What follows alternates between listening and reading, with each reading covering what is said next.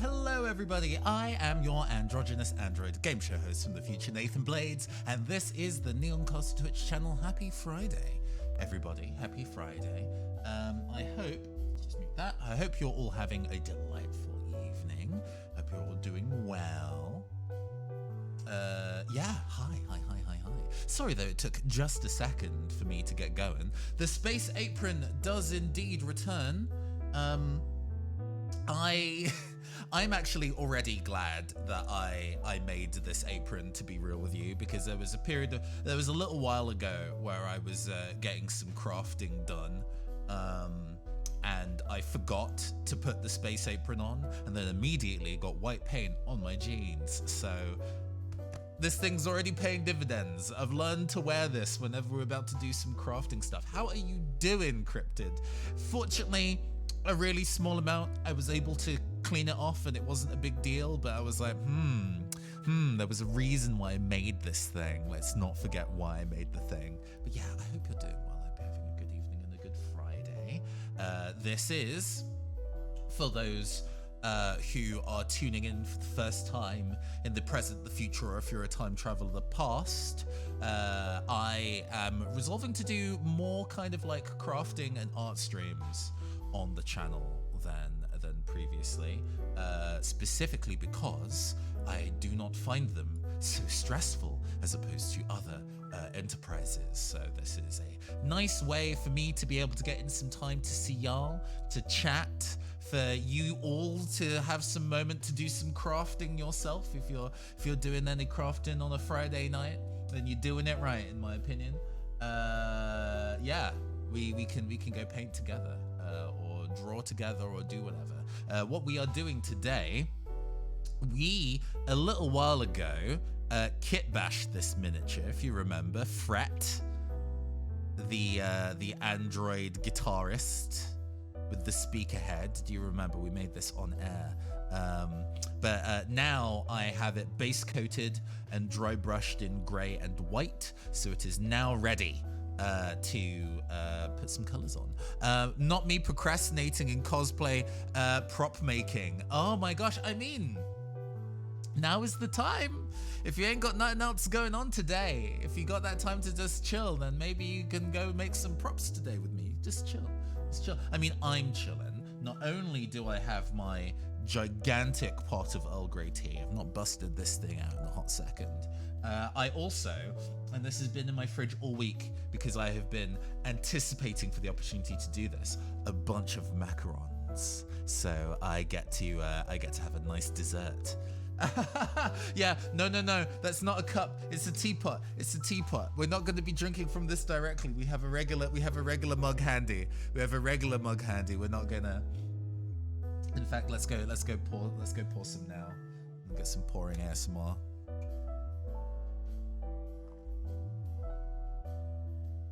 No idea if that came across on the mic at all. But what if you drink direct? There's no milk in this tea. You can see the steam on camera. This tea's hot still, very hot. If I tried to chug it straight from the teapot, I'd probably have a very bad time. Yeah, good. Not too oversteeped. I put a little bit more tea leaves in it than I had intended, so there may be a point later in the evening where I have to go and get myself some milk to take the bitterness edge off. Never had macarons, nut allergies. Sorry to hear. It is a nice. I do love me some marzipan. I do love me some marzipan.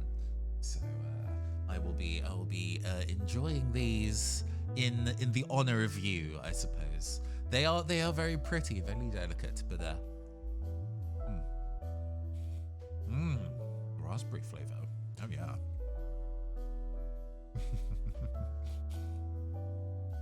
Not that this is going to become a mukbang stream where I just eat sweets on camera, but we had to break them in. Oh. Delicioso.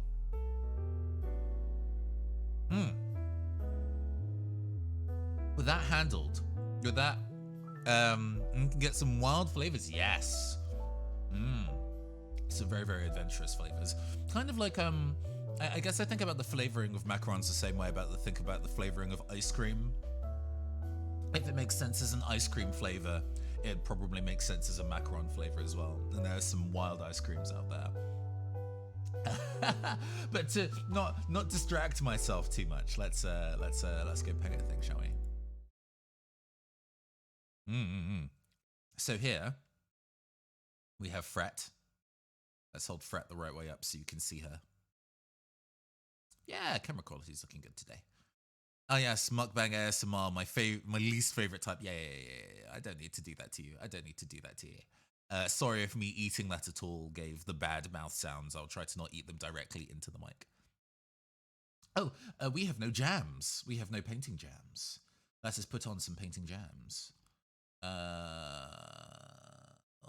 Let's go with this. And let's get that on. There we go. Let me know how that volume sits in your ears. I could probably do with nudging that up just a little bit. There we go. Let me know if that's too loud and we'll adjust. But yes, this is Fret. We built her on stream. Jamless. No.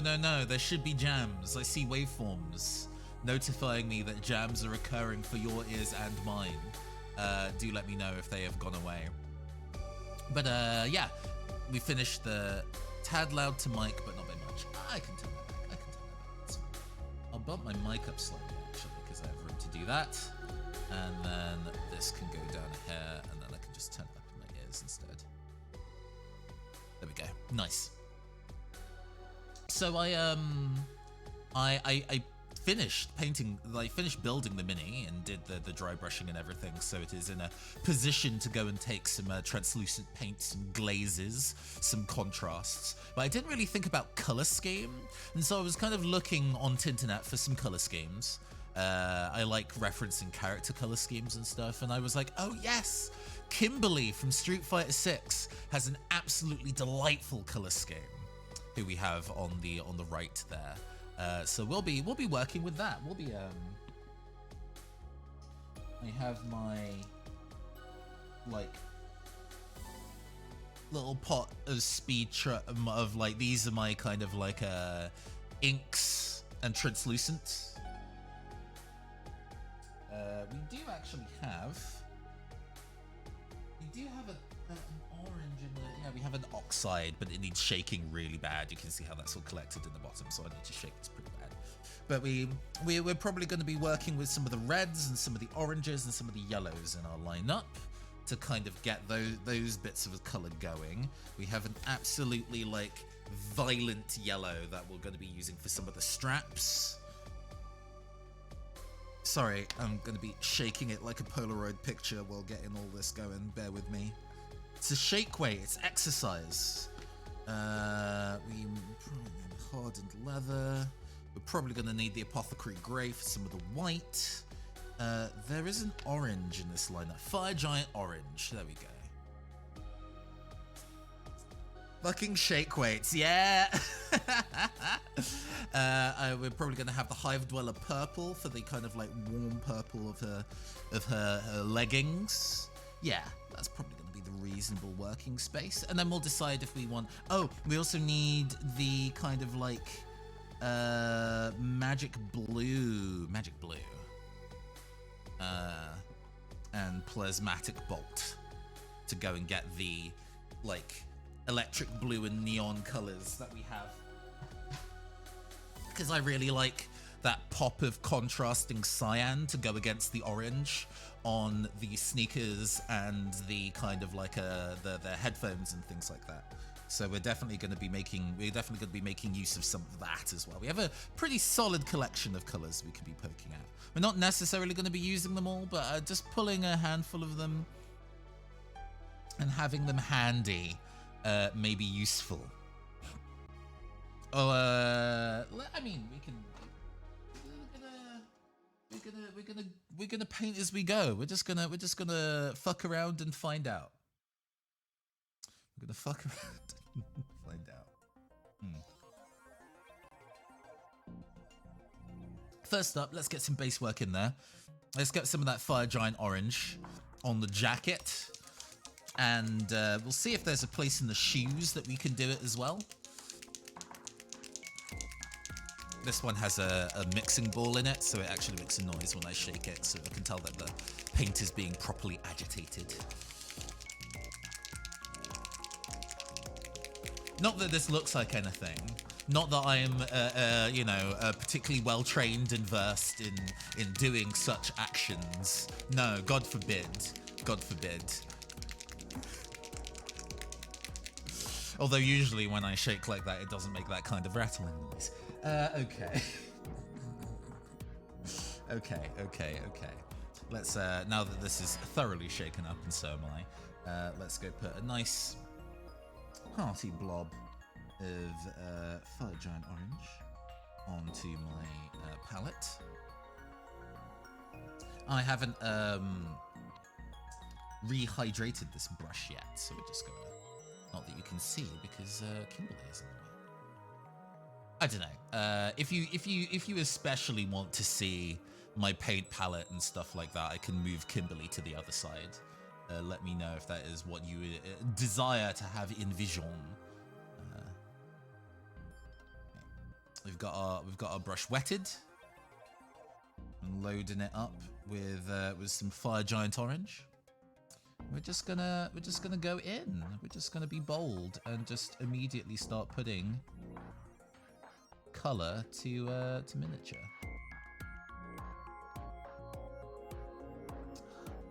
I kind of want this to be more vibrant than that, you know. I wonder. I'm gonna go and get. No, that's fluorescent. Orange and yellow.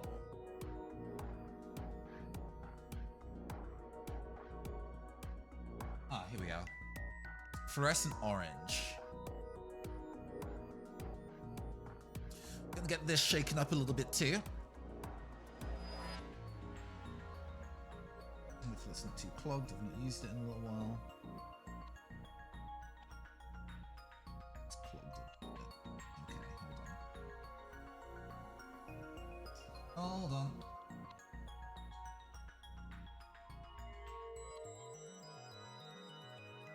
Just getting a cocktail stick to put into the nozzle of the... Yeah, there we go.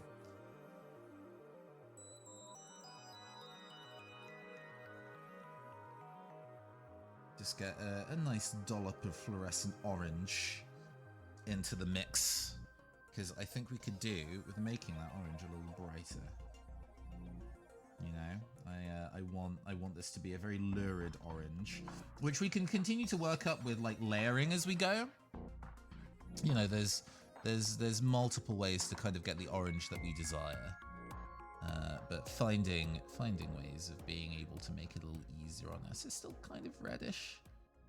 Yeah, what might have to happen is that as we proceed with this mini, I go and get a much more opaque orange and build up the layers, maybe do some dry brushing. At least on camera, that looks like a pretty bright orange.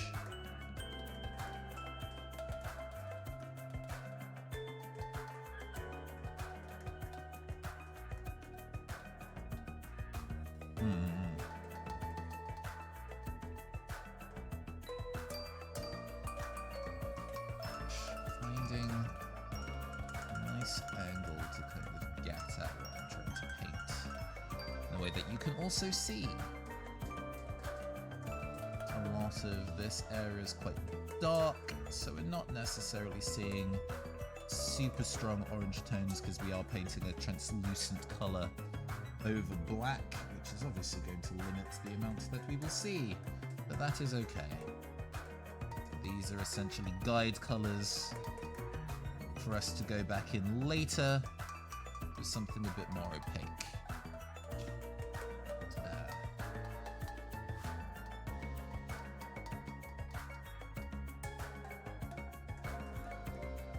We're also going to need to go and bust out the metal. Use that point in the proceedings here, actually. What are you doing for that?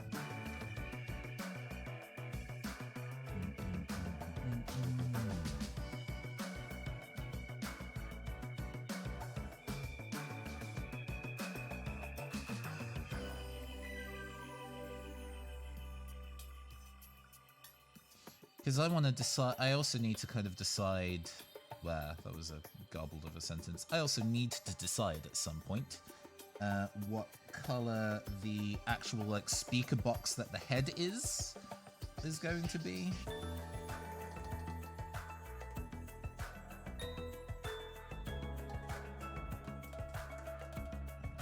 Nice. We can do a second layer of the orange as well, so we can definitely reinforce the color of it.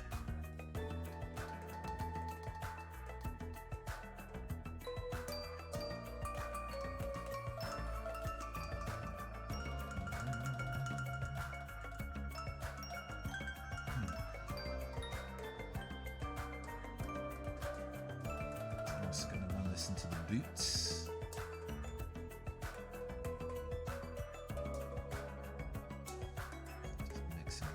Getting a nice mixture of the contrast paint and the fluorescent. Alright, let's see here. This is a lot of straps.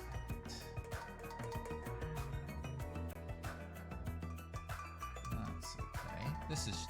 yeah, you can see what I'm doing. I think it's kind of important that we make sure that the... it's fine if the straps all end up in orange. We definitely want to make sure that we get the laces in the sign.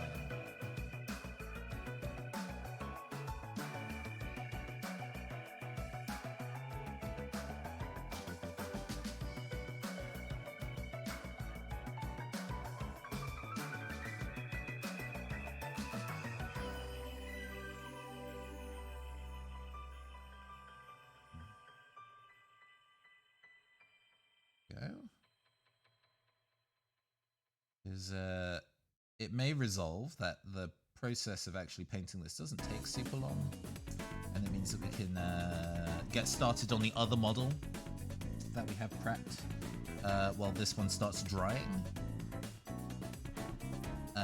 which is nice to actually be able to work on multiple models in tandem with each other.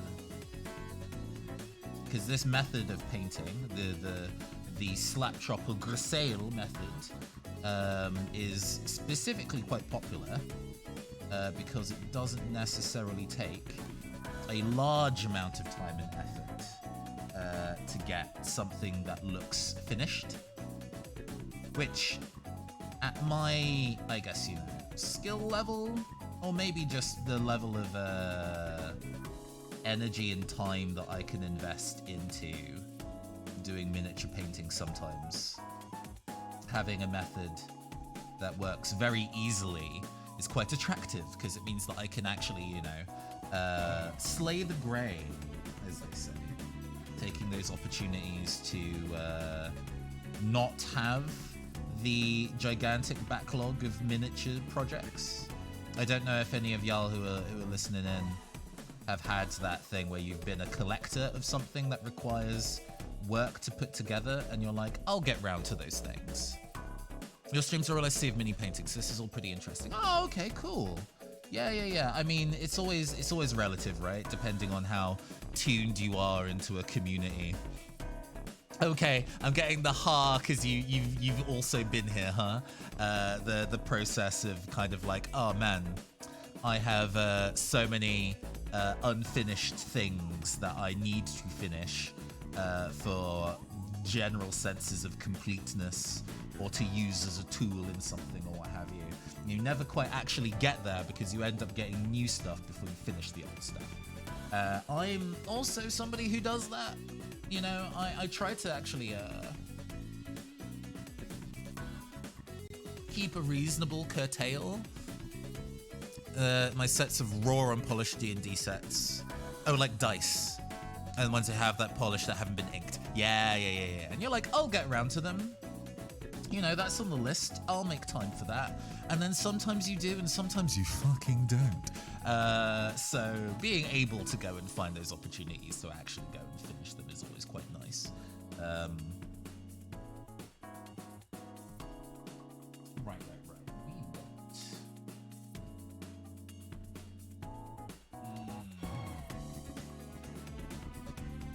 Is it taking the plasmatic bolt and adding a little bit of fluorescent blue to kind of get it to that cyan. It's probably what we're gonna have to do. Started getting bad carpal tunnel from hand polishing to glass mirror shine. Yeah, I guess if you were like polishing resin dice by hand and not using a machine, I can absolutely see that being a huge strain on your body. So, trying to maintain this conversation while shaking paint. Very, very elegant. I'm a very cool and elegant person, you must understand and realize about me.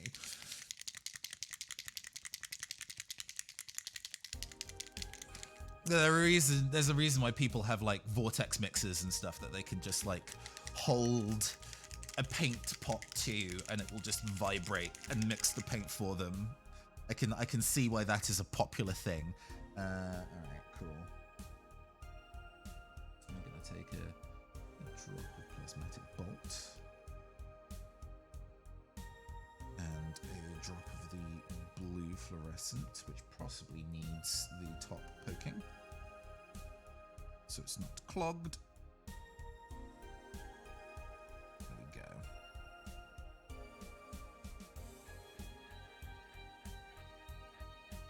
A single drop of each. I saw an indie dice producer using a potter's wheel to polish the dice, and I'm like, oh, that makes a lot of sense to me. I can see that being a very, very good, efficient way of making that work properly. No, this is turning out to be quite a nice blue. You can see there. Let's see how it looks on the backpack. Okay, yeah.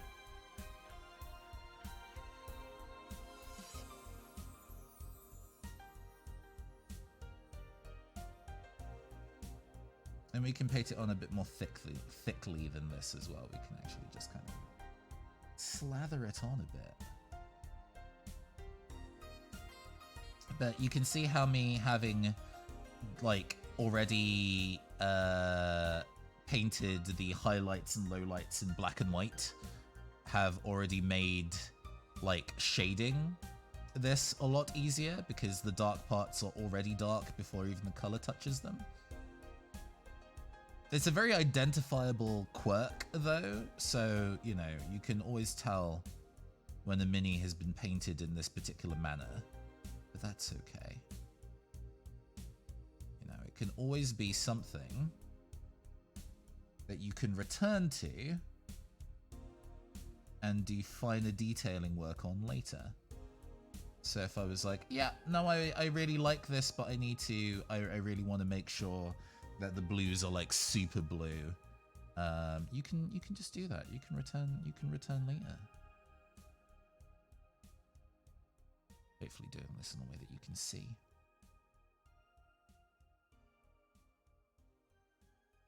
I need to start working out some of the best ways of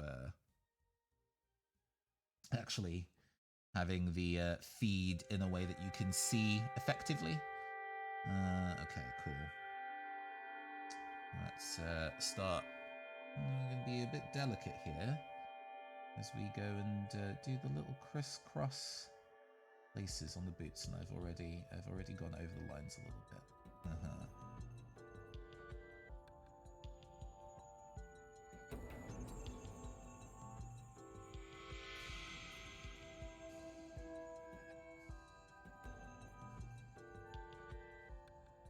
Yeah, it's not a super vibrant. We're definitely going to have to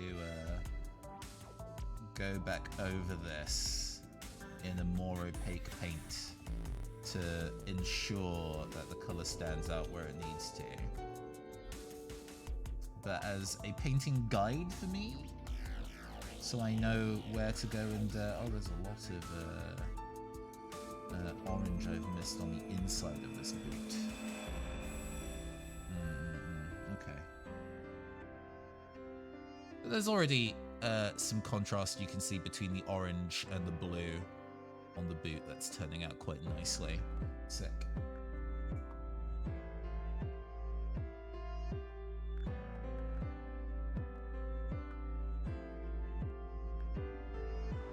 Right, so nice angle to go and get my look in. Let's see if you can actually also see that.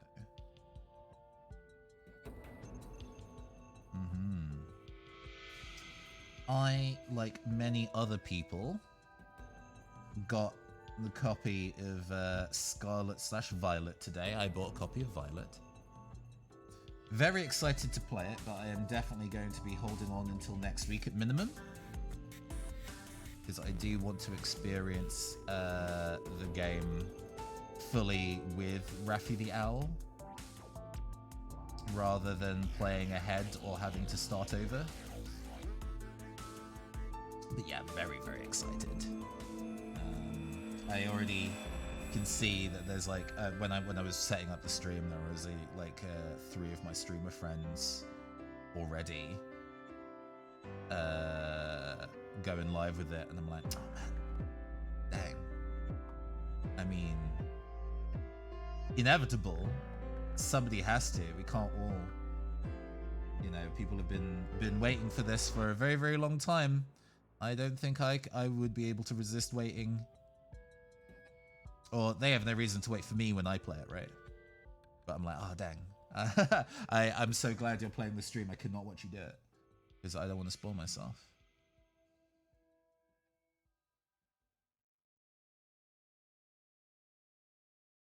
Yeah, going in with the second layer of the orange now. And now we put second layer on. That orange is a lot more vibrant.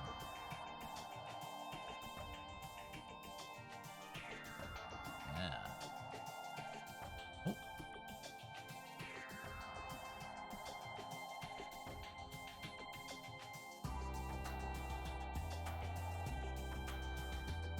Even the base colors are looking good. Oh, thank you.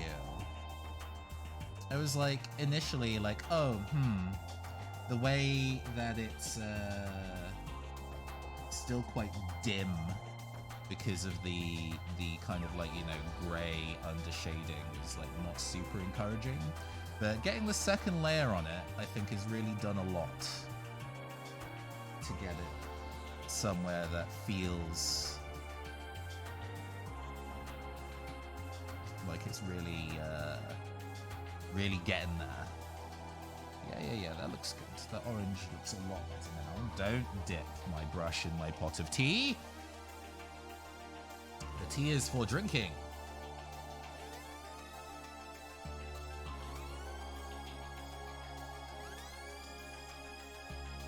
But yeah, like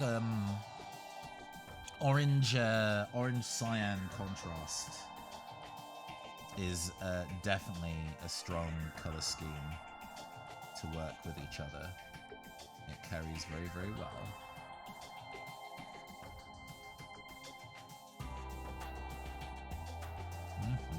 Nice. Let's see if we can get some more layers of blue on the backpack as well. So it's not just feeling grey, but actually cyan.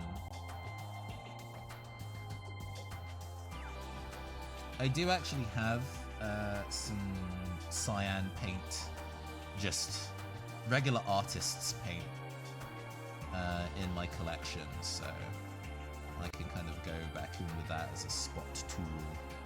It's also slightly translucent, but I think it's a strong enough hue where it will definitely make this stand out. Yeah, nice. Okay. What else have we got? We have the they have the purple, or like the wine reddish leggings that she has. That I think might also be the casing of the speaker box is going to be in that color.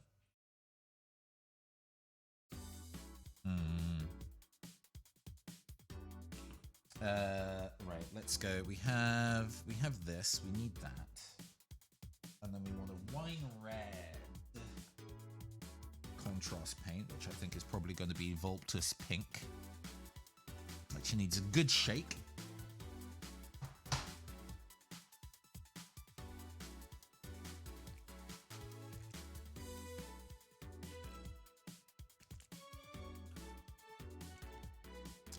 as does our Hive Dweller purple, which has been very good to me. Actually, one of my favorite colors in this Army Painter Speed Paint set, because it's definitely purple, but it's like a dark purple. I've been using it where if I would be painting something in black, I've been using this instead to kind of suggest the color of black without actually having to paint black on a miniature, but still get like color depth, and it has worked astoundingly well. I really like it.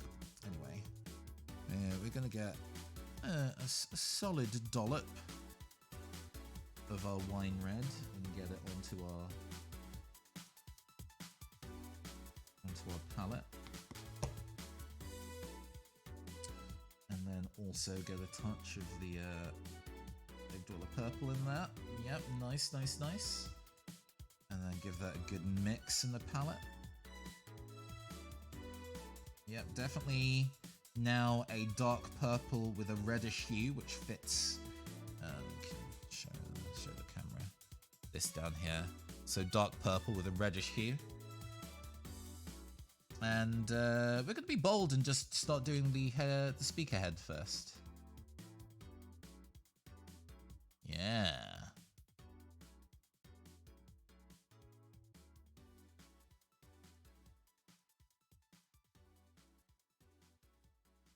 And we can just fill in the with that purple. It's a strong tone. It's definitely a strong tone. It sits very differently to the orange and blue, so it stands out.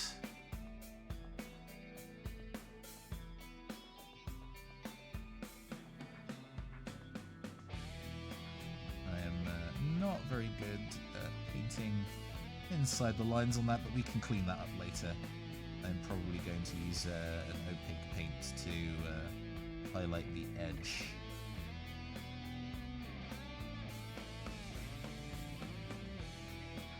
I might be in silver, actually. That would be sensible.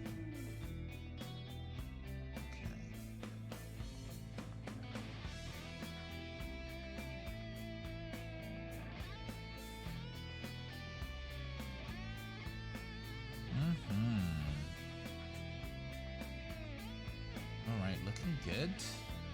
So we have the purple head now.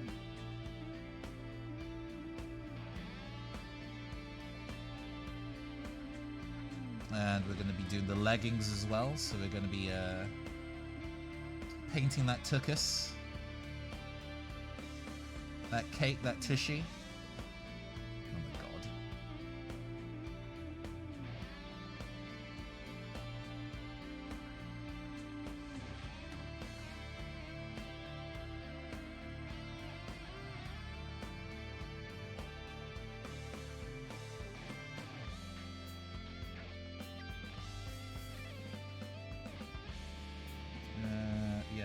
Additional straps on the legs that I kind of don't want to paint purple, so I'm going to be a little bit more careful here as I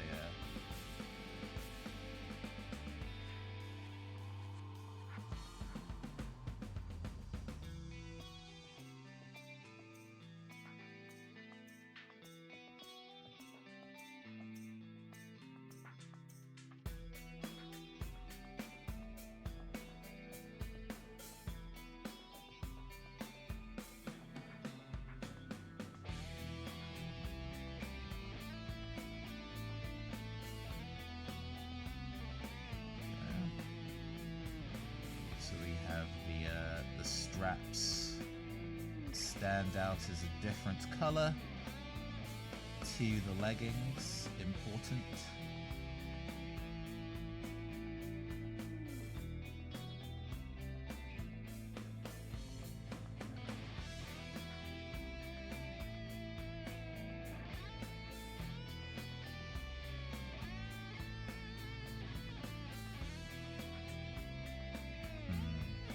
It's kind of funny. I think, if I recall correctly, the legs that was that I used in this mini, the original mini, is like referencing a person. Like it's a cameo of an influencer of some kind, an Aya or an Aria, and I don't know. It's funny to me that it's like, oh, you know, the mini was quite svelte, it was quite sexy. So I find it amusing that I'm like, oh, you know, what a cool looking mini. What a kind of like a coquettish pose that she's in. I'm gonna just saw her legs off and use it in something else. Oh, this piece is a fiddly enough angle. I have to actually do it underneath the light. Excuse me, just 1 second.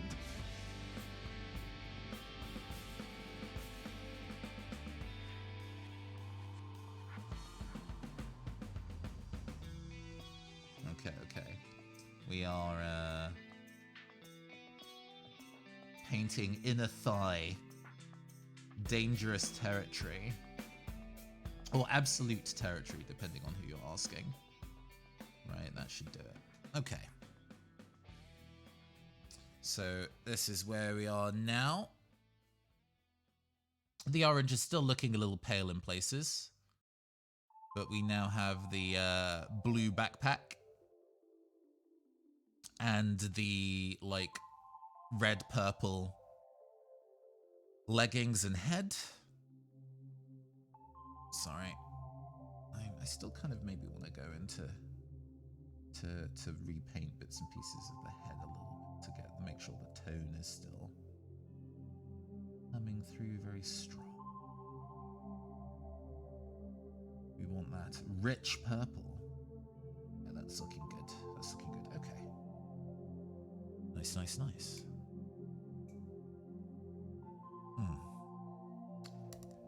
We finished our tea. Let's go pour another cup of tea. Whew. I'll have to also remember to go and do some stretches midstream.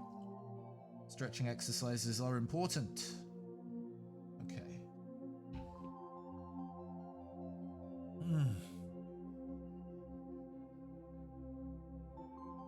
I think I also just one of the things that's on part of my to-do list. Okay, fabulous. One of the things that's on my to-do list for this week, on Saturday, there is going to be a oh god, cancelled. Okay, hold on. Yeah, there is a journey that I need to make to London for a streamer event. Black Twitch UK, or specifically Geeky Cassie, is organizing a thing, and that's, you know, exciting. It's you know, there's a lot of people in that space who I know online but have not met in person. I'm like, oh, I'm really looking forward to being able to meet them. Trains at the moment are really kind of fucked in the UK, unfortunately. But I did book a train relatively far in advance, and I've just been emailed to be told that my train to get, well, at least part of the way down will be cancelled. Which... Next available train. Running from... Okay. Give me just 1 second. We can stay on the line. I'll stay chatting to y'all while getting this done. But it's just kind of like, oh gosh, how easy is it to go and make it to the journey in now? If my train has been cancelled, I may have to get a much earlier train than I had initially intended. But that's not a huge deal.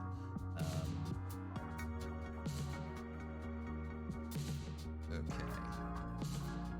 Gosh. I hope... Yeah.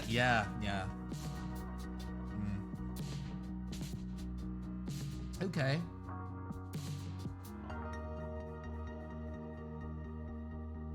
There are some new directs that I can take instead. Let me just double check my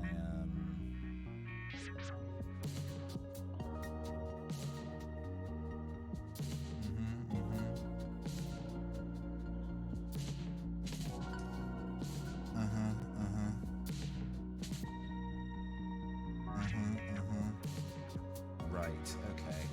I might be in a difficult... Well, hold on. Oh my gosh. This is God, the nature of having to arrange these trains can be pretty nightmarish. Are all of them just cancelled?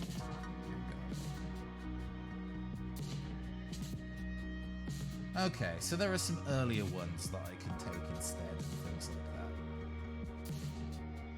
that. Alright. Alright. We'll make it happen. We'll make it happen. I promised I would make my way into London to go see all these people. So we're gonna do it. Thank you for being patient while I worked out how maybe fucked I am in terms of train journeys. But yeah, no, we're there, we're there.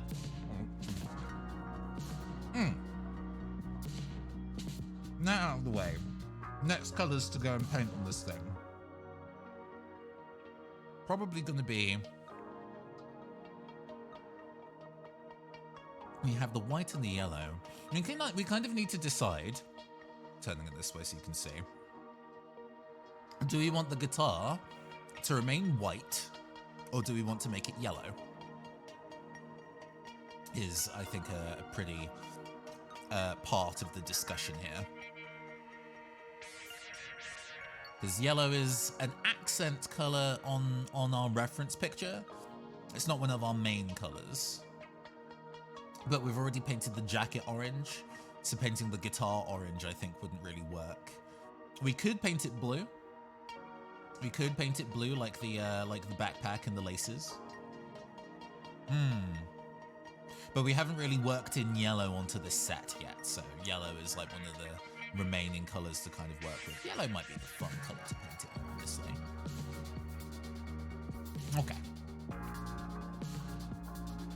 We have our, like, hazard barrel yellow. How about a blue but a deeper blue? Okay. Yeah, we can do that. We have a magic blue that we can use.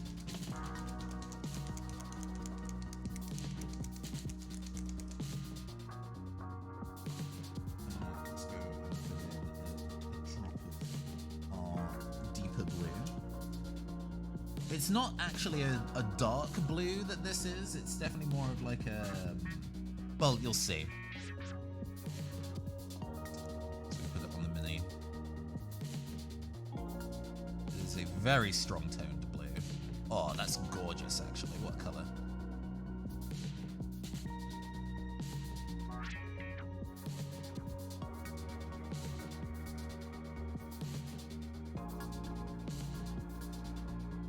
Yes, yes.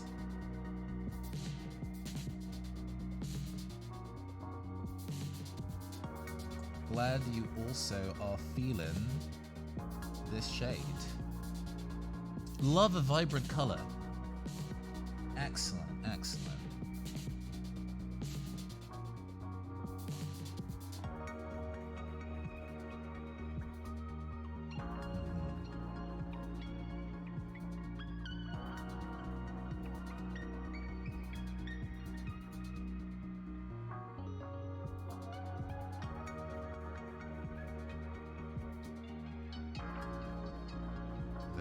There we go. Yeah, that's looking good. You might do the little, like, whammy pedal or whatever in yellow.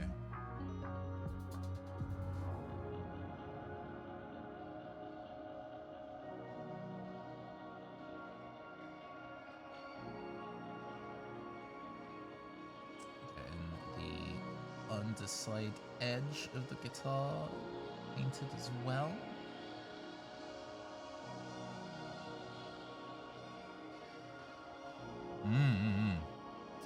Now, how am I going to handle stuff like the space between the strings and things like that? I mean, to be honest with you, we can just paint this blue. Get all those recesses in the correct color. And then dry brush a new color on top, to be honest. That feels like it's probably going to be the most sensible way of making it happen.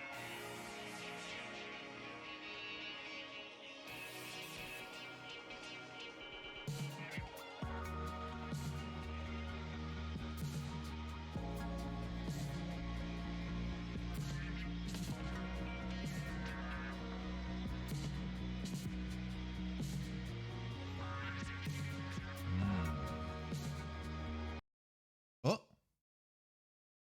Hey, Spotify. Hey, Spotify, you good?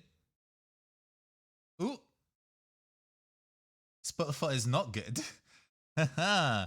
Have we dropped frames or anything? We're not dropping frames. Hello.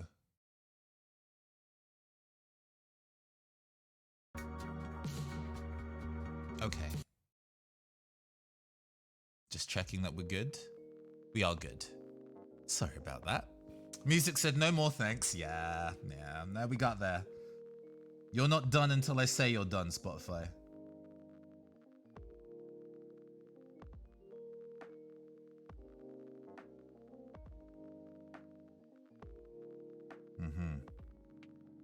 We now have a very blue guitar.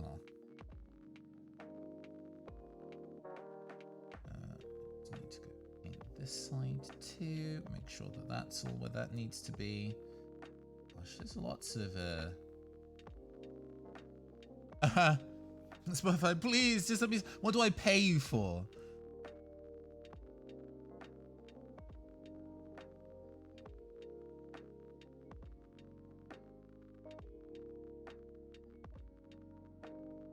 Gosh, the head of the guitar, very fiddly, but that's okay. Okay, right, that is a very blue looking guitar to me. Oh, there's a bit on the back that we haven't painted yet. Let's go paint that.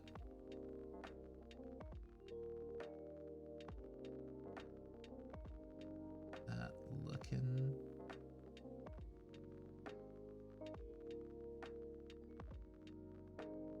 That is definitely a magic blue. Excellent. Excellent.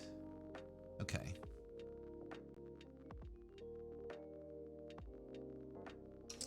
I think I already shook up the yellow, but let me just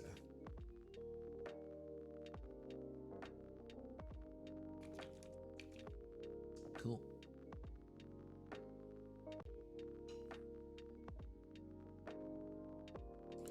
Let's get these straps. Ooh. Oh, have I never used this yellow yet? Oh, it's a fresh pot of paint. I've not actually managed to use this yellow in anything yet, so this is the debut of this yellow, which we're going to be using for the like holding straps here. It's definitely showing up pretty bright fucking yellow. All right, yeah.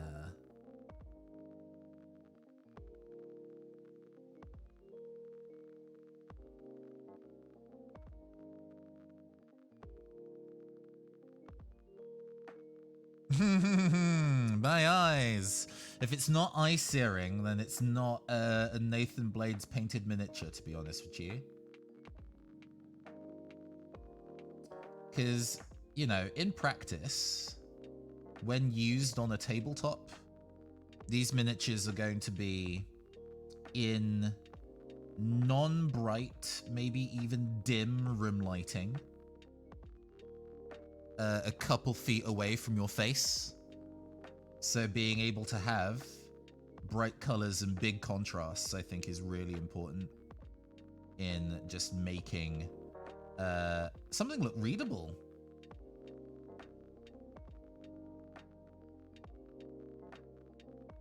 You know, you want to be able to kind of ensure that whatever you're painting will read correctly at a long distance. Because a lot of war game painting, because it is assuming the nature of war, is going to be like, oh, we're in grimy urban colors. this is designed to not be seen by anyone. And I'm like, that sucks. That sucks. I didn't spend 5,000 years painting this thing for it not to be seen.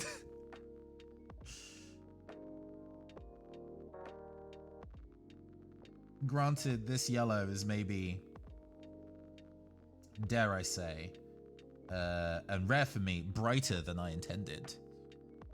Maybe I should have gone for some of the tamer yellows that I have at handy, but to be honest with you, this is fun. I'm finding this level of fluorescent yellow to be very entertaining.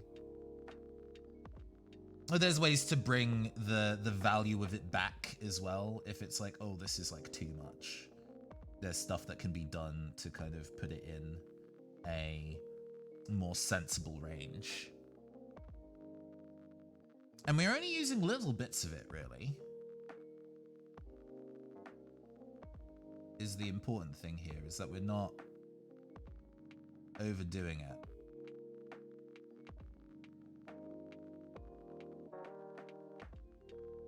We're using little bits of the yellow to highlight, or, well, you know, give interesting bits of color contrast to what we're already painting.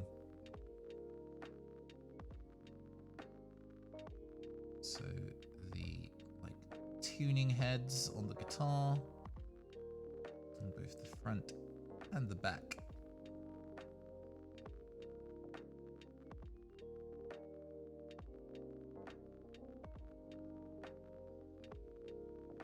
See if we can get it a little rough, but it's a thing that we can also then clean up manually later.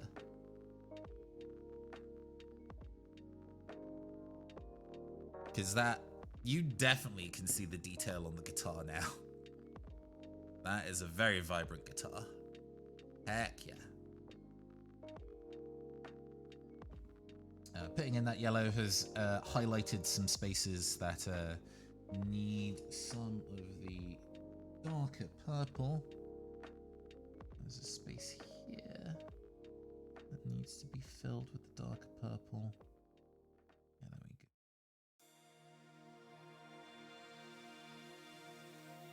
Space filled in. And here as well.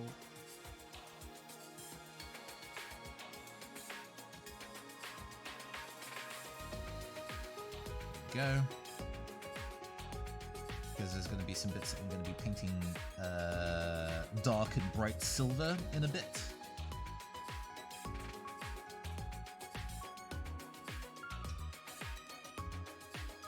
Go.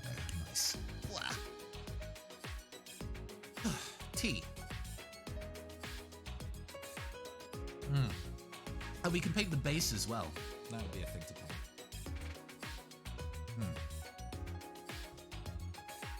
In fact, since we have the yellow on the go,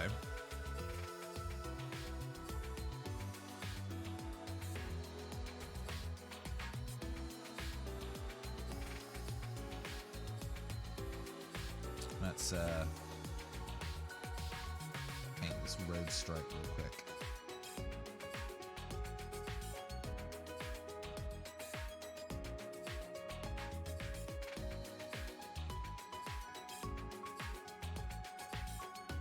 Such an acidic yellow, wow.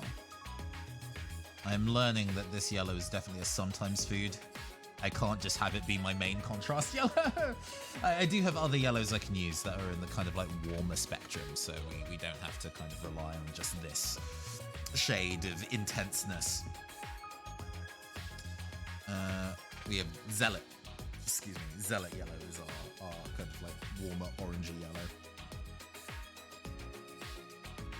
We can also shade stuff in this orange yellow as well, so it can have kind of like a deeper orange in the recesses. We might revisit that in a bit, actually. Let's go. Another macaron. Lemon flavor. Right, let's get a a pale color for the papers here.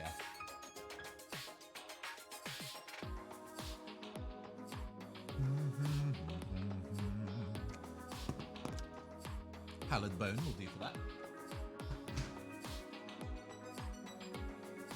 Let's get some pallid bone shaken up.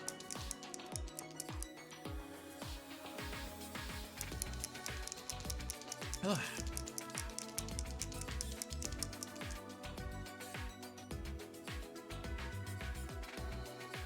It's interesting as it kind of does a pale bone white color, as the name suggests, but it kind of comes out brown from the directly from the pot, and kind of color adjusts itself.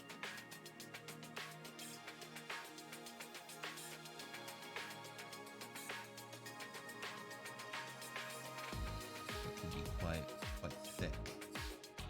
Let's do that. Just to kind of get some color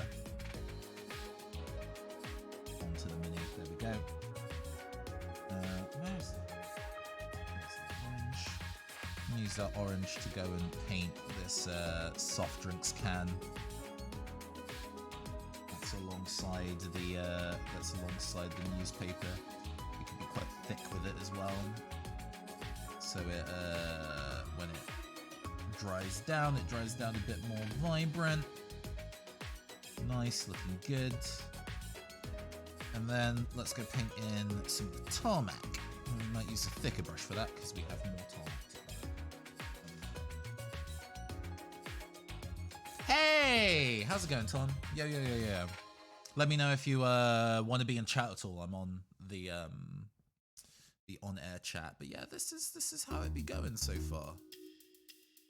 Like, the orange in some places is a little thin. I would like that to pop some more. Haha, yeah, I have ads to put up with, sorry. Apologies. Gotta pay those bills. Missed any comments from last week's circus? Hi, hello.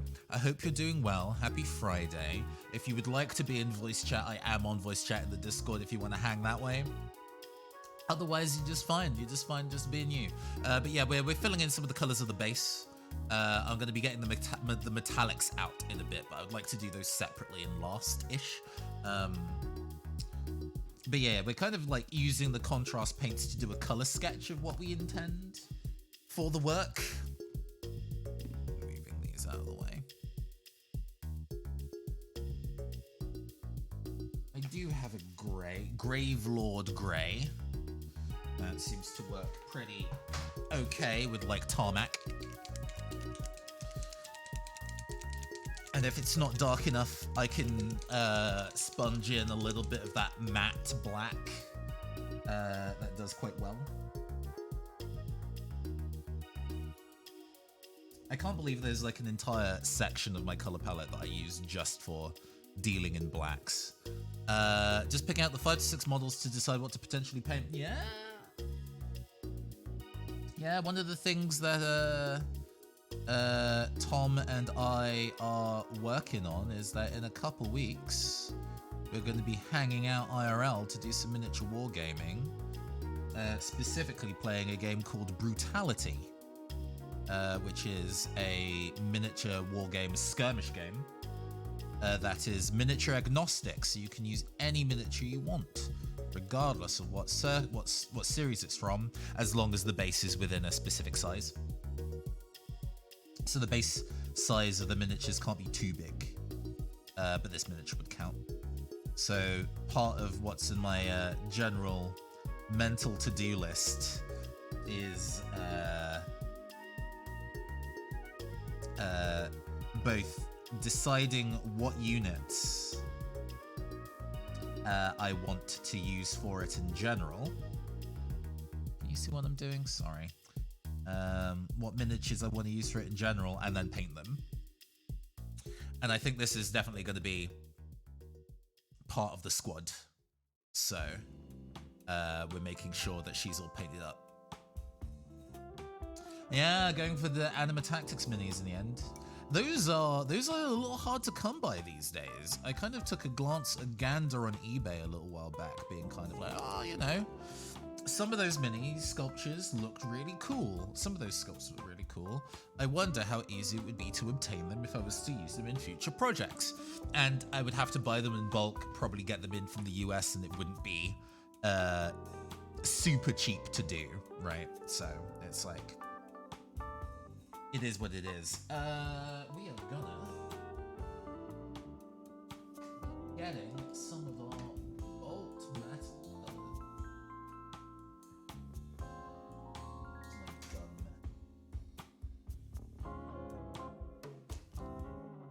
Hello? Where is my gun metal?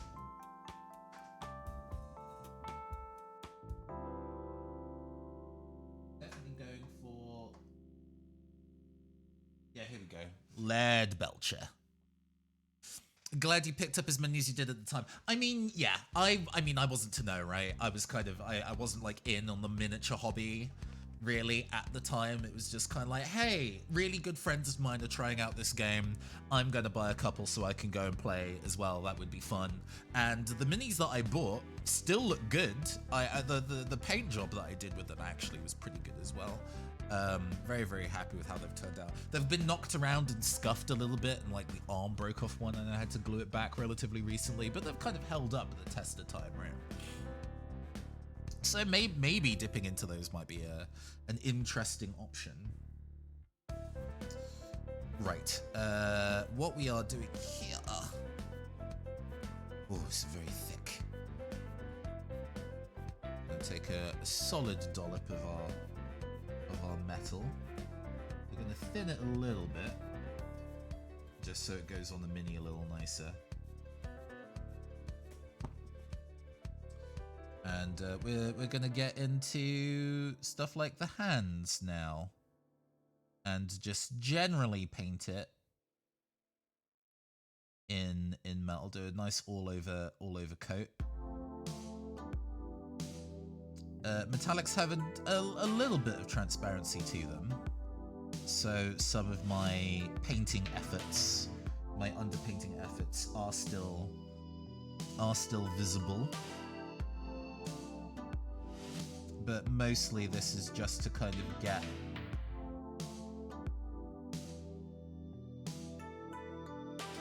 the shiny parts of the mini intentionally looking shiny.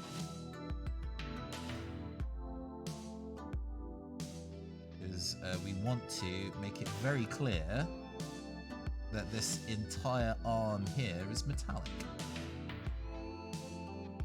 Like, Fret is an android, right? And so can feasibly look fully human in how she's put together, but I really like the idea of one of the arms just being really obviously cybernetic, like she's had to replace it. It also makes me realize that I want to do that shoulder pad in the in one of the contrasting colors, probably in the cyan, so that can stand out. It's yeah, I don't need to do too much. Just like getting those bits, getting the like throwing knives.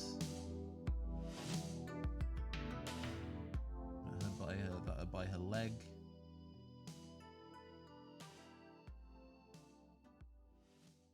And on the other side as well. Just even maybe being a little reckless with it, but that's okay. Cool. And then this, like a weird road obstruction, like a reflector, I guess, a street reflector. Painted in metal as well. And then we're going to be dry brushing it in a brighter silver. Now,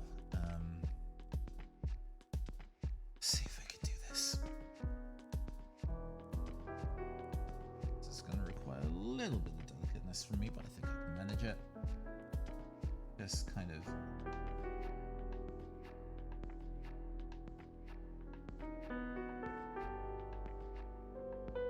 highlighting, edge highlighting almost, the outer rim of the speaker here.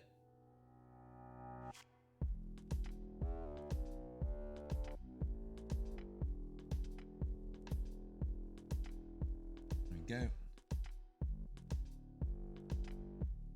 And this bottom part of the speaker here as well.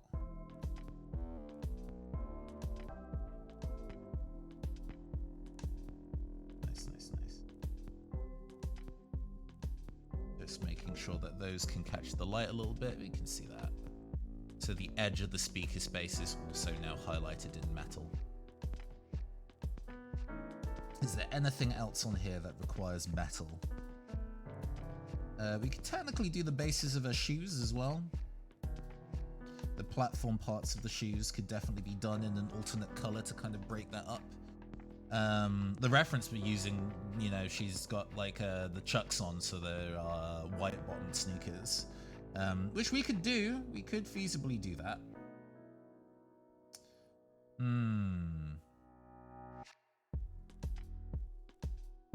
Okay. Right. Clean that up.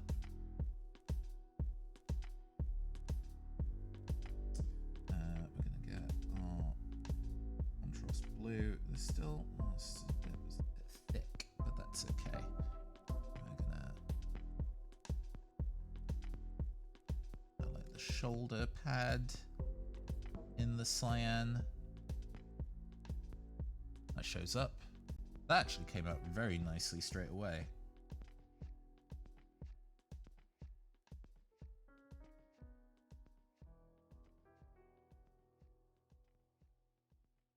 Which, you know, doesn't always happen when you're working on the thing. Sometimes you need to go and give it way more layers than you are expecting / hoping. But that has taken quite nicely. Okay. Cool.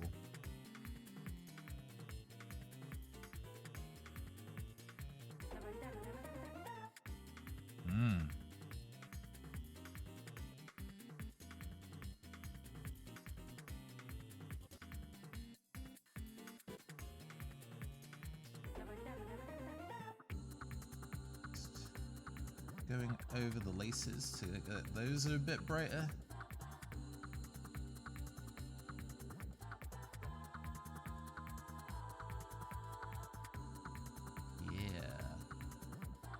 Not necessarily in fiddling territory, but it definitely feels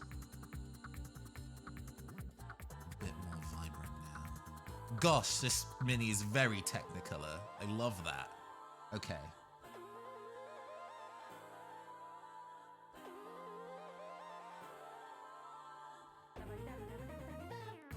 So now that we have the darker metallic, we can get out the lighter metallic silver.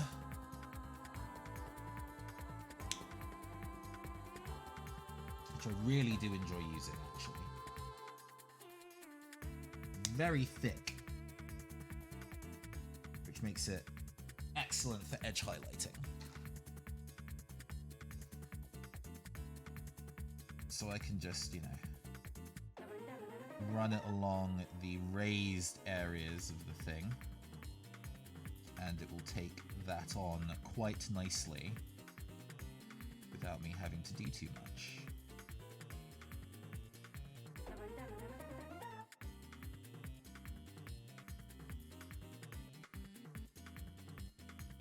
Already, the bits that it's hitting is making the parts of the metal a lot brighter.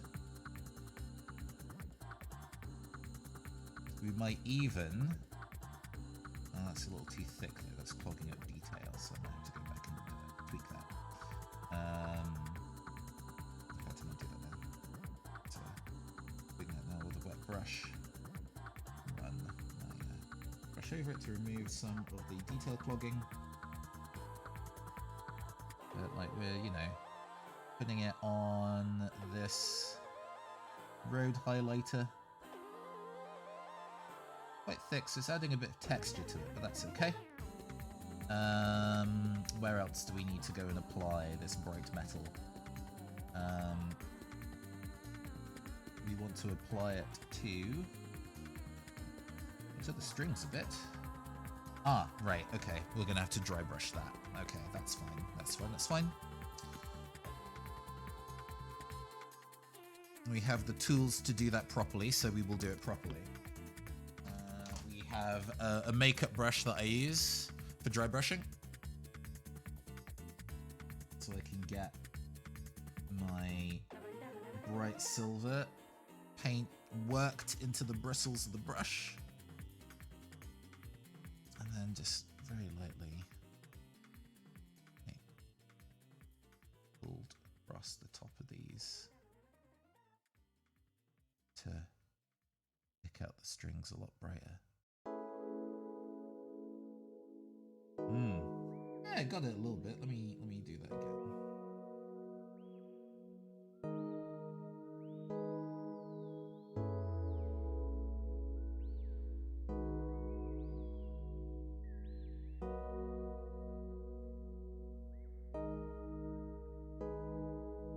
Yeah, I think that's definitely noticeable now. That the strings now have a bit of a sheen to them where they did not before. Excellent. And that's the only bit I really needed to dry brush, right? Yeah, okay. That's okay. Clean that off, and if I need to use that again later, not a problem. Where are we? We want to go back to our detail brush and use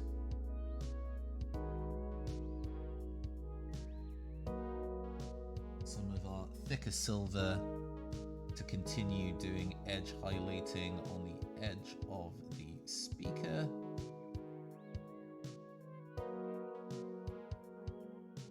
Not to be all the way around, just in some places where it might be catching the light a bit more.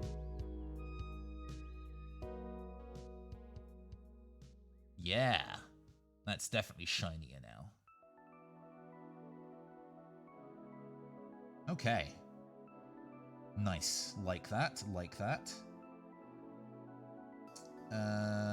Does anything... Oh, the can that's abandoned on the road needs to be silver in its edges.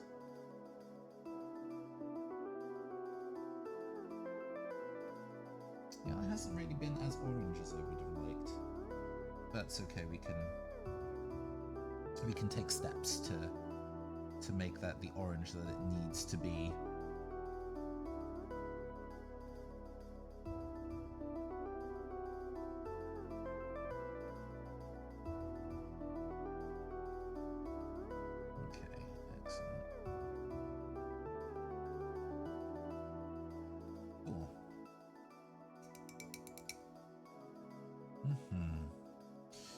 Alright, what other bits and pieces are we looking at? I need to go and take some more of this magic blue and finish up the headstock there, because there's some white coming through that I would rather not be. There we go. That looks a bit better. And then getting a slight touch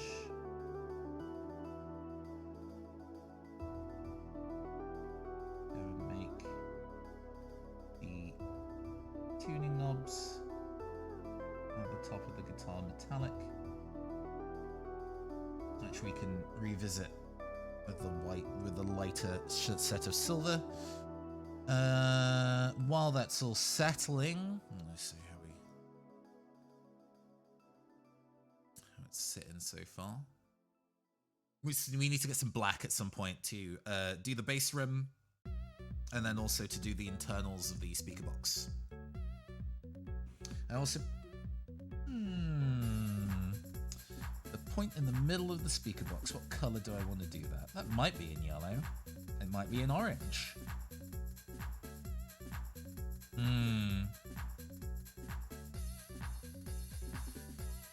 Good. Oh, what was that noise? Badoop.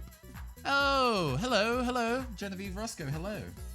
Good evening. We are on that mini painting mess. We're getting things going. How are you doing? How is your evening going?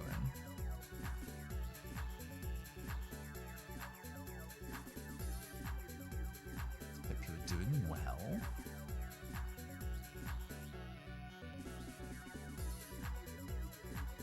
I think we can use the grey contrast paint.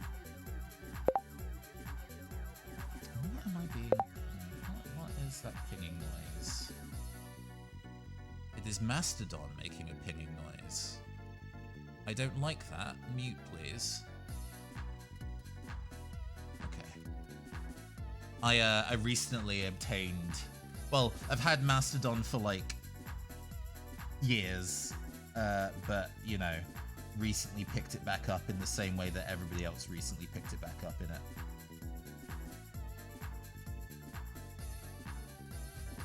Just also getting some black into that space there as well. Not too bad, just about to eat some breakfast. Hey, time zones. Thank you. I'm glad you're enjoying them. The mini is a very vibrant one. That yellow is super intense, and I dig that. That's fun. We are also, I think, going to hit all that silver with an apothecary white, which will get it in a kind of like shiny Apple 2.0 energy is what I'm kind of aiming for.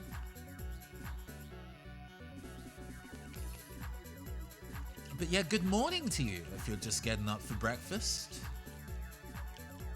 What time zone does that make you, by the way? That would be like an East Asian time zone, right?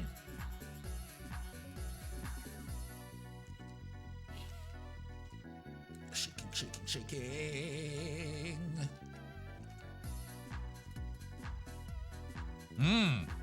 You know, I love me a vibrant color scheme. And as you can see, I'm inspired by the color scheme of Kimberly off to the side there. We are not quite using the same yellows and purples that she's using, but they are definitely an inspiration. So we're taking this kind of like a ice white gray and just revisiting the metal parts that we're painting here so far to just give it a bit more of a shiny white rather than a silver. Oh, PST. Ah. Right. You're having a late breakfast. I was like, oh my gosh. Are you early morning? Is it like, you know, 6? You're just about to start your Saturday. But I get you. Welcome. Hi. Yeah, we're just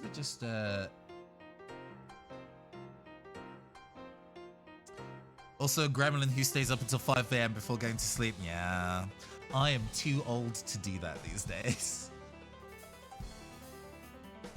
I am an old man, so I can't get away with that shit.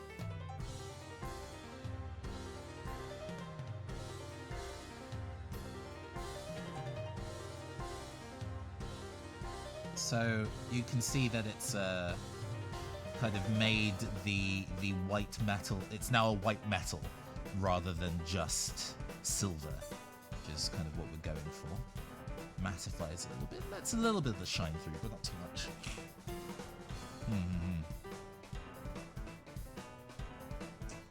We might actually also use that on this road reflector down here.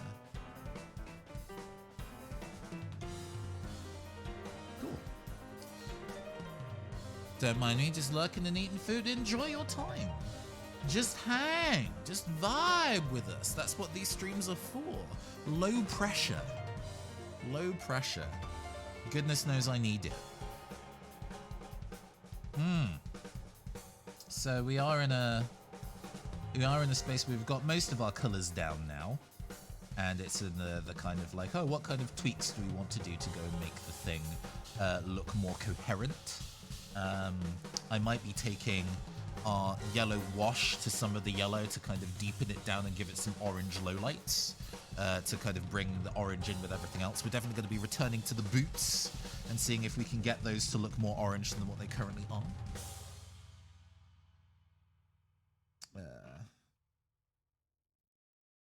Also have this intense oxide. This is maybe not the not quite the orange that we need. Let's see what we can manage with it. Hold on.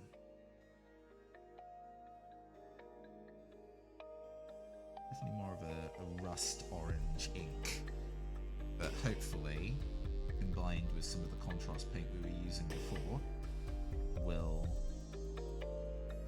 be a much more opaque vibrancy to yeah.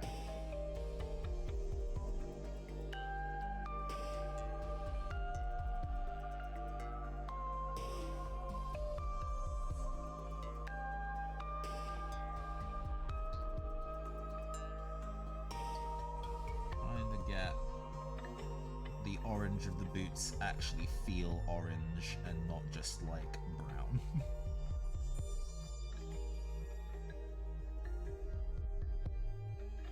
Orange and yellow are definitely two colors that can take a lot of work to get into a correct color space. Some colors like red, you can just kind of layer with a single thing straight away and get it where it needs to be immediately. But oranges and yellows can often be a lot more finicky and demanding to get to the correct space. So you kind of need to, employ alternate tactics to get it to do what you need it to. And that's okay, we have the patience to get it there. Yeah, we're going to need to work with a bit more opaque paint than that, but we actually have the opaque paint handy to make it what we need it to. That's not a problem. We are going to get our yellow wash going, shaking it up a bit.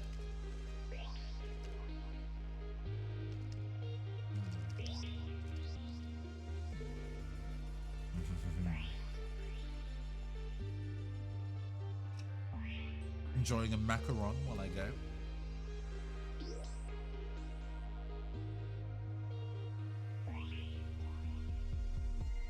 Dipping it in just a little bit. There we go. And we're gonna try and get it in the recesses of this super vibrant yellow pouches.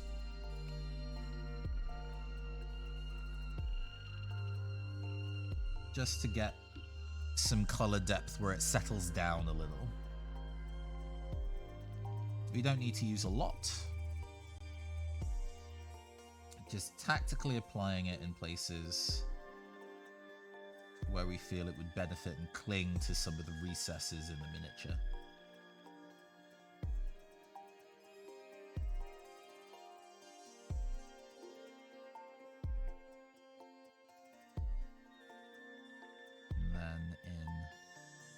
Top as well.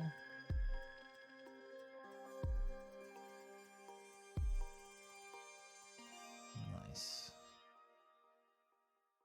Yeah, that looks good.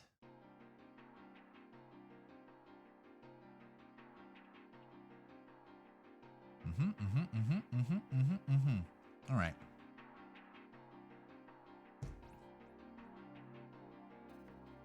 So, thinking hard about how we're going to go and get the orange we want. We might go use a little bit of our skinny sun tone, which is a peachy orange, actually, which we can apply tactically in specific places to go and give us a stronger highlight. We can even mix in a little bit of the kind of orange mix we were using already to kind of bring it back in line with what we're looking for.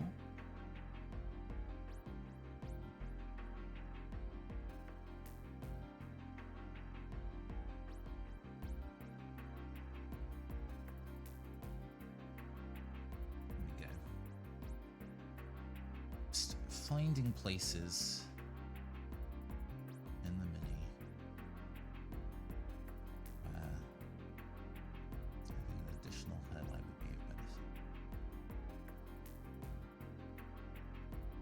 definitely pulls it into much more of a yellow place, but that is okay.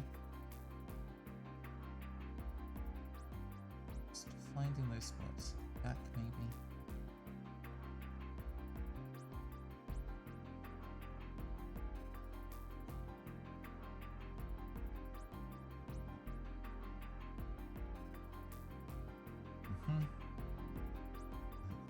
Top of the wrist a little bit. It's a pretty stark jump from the orange that we're using, but that is okay. We can find ways to take it back in line if need be. I think I need to be a bit more gung-ho and make a stronger orange than what we've got.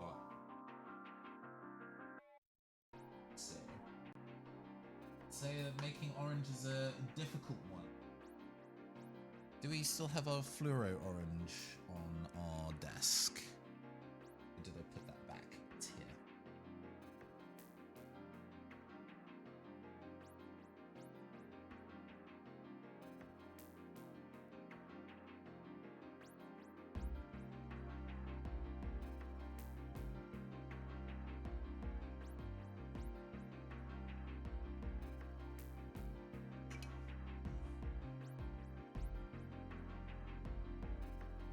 A stronger tone than before.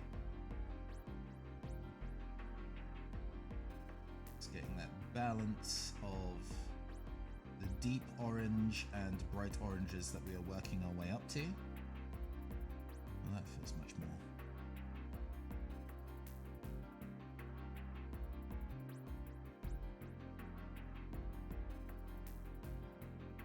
Still a little too light in places for me.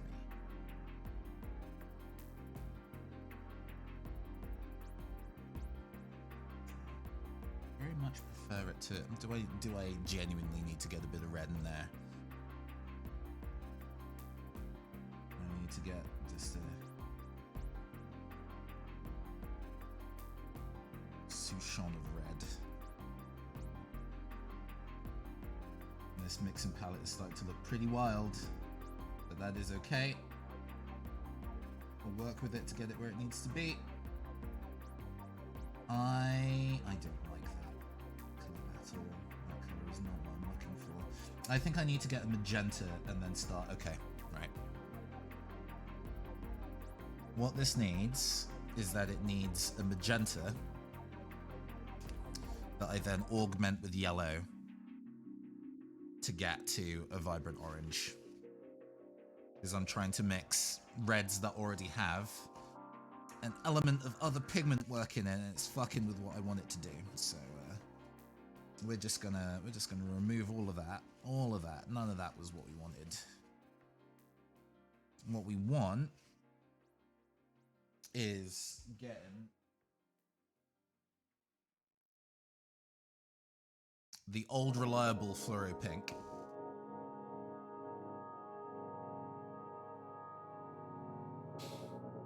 If I can actually get the twist top open, there we go. Cool. Just do a drip of that. And then getting, we need maybe the contrast is a little yellow.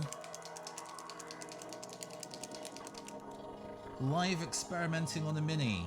That's probably a bad idea in the grand scheme of things, but hey, we move.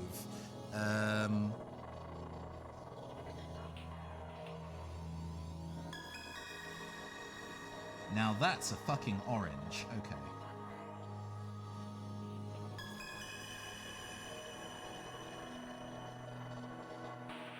Yeah.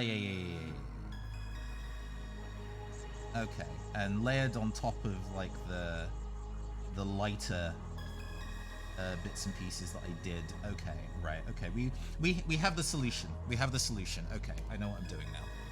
Thank you for your patience while I worked through in this difficult, this trying time. What we're gonna do is that we're gonna be using our sunny skin tone in places that I know I want to flood a much more vibrant orange.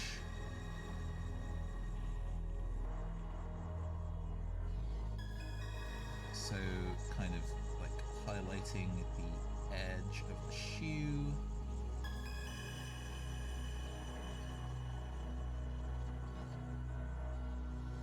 Pouches there.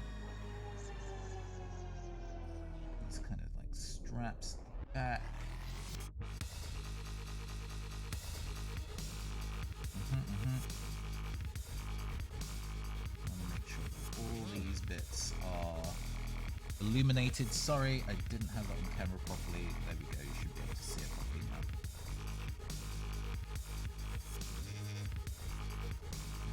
Top of the boots.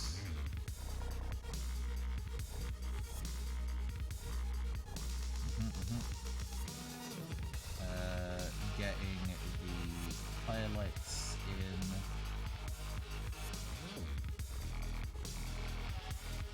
sleeve.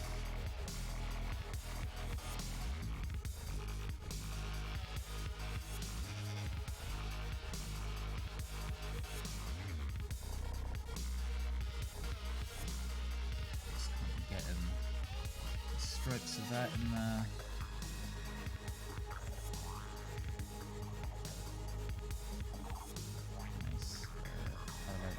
Front jacket.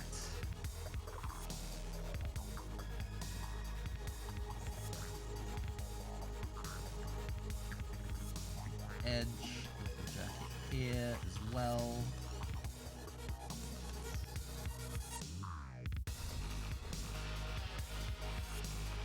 Yes, okay. And now we have all that done, we can use the magenta and contrast paint to go over those spaces and actually make them a really vibrant orange. You see, there, that is now an orange. That's what we're looking for.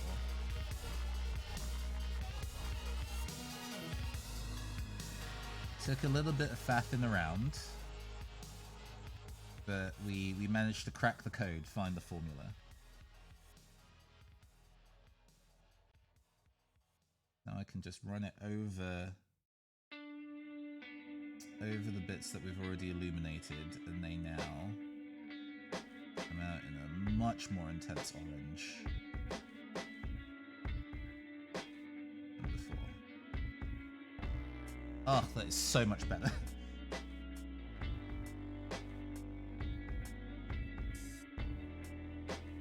I just needed that right around the coat to make sure that the color would pop correctly.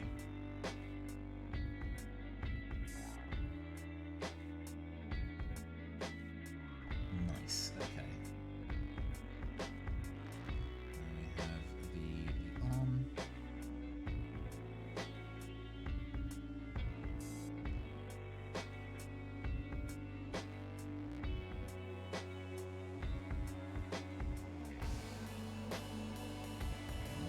Highlights looking much brighter.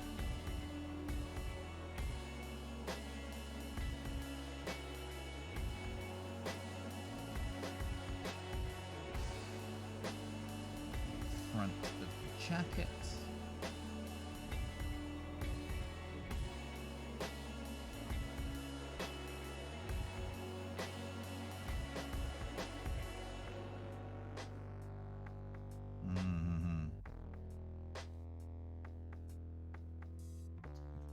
Even use it in the kind of like darker areas here just to give that some orange tone as well. There we go. And on this side, yeah, adding the magenta in was a very smart move into actually getting it to oh, we don't want it. That's fine.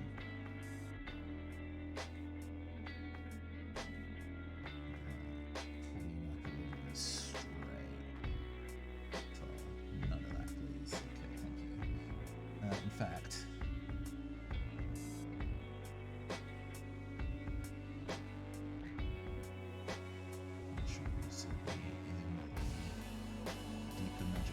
please and thank you.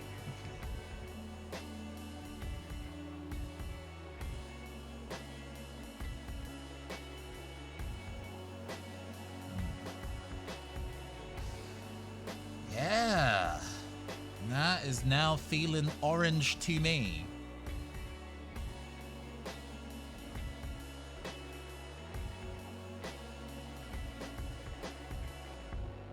Right? Like, that definitely properly stands out as orange now. Whereas before it was feeling a little pale in places, but I think this is now much more consistently reading as orange. Let's see if we can get some additional detail on the laces too. Oops.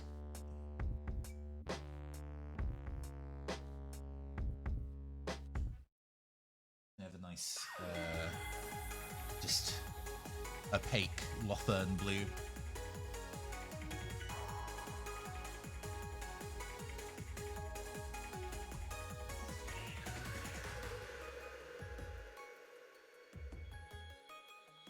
Just gonna wipe my brush a little to make sure it's loaded with water. Just tap on the edge.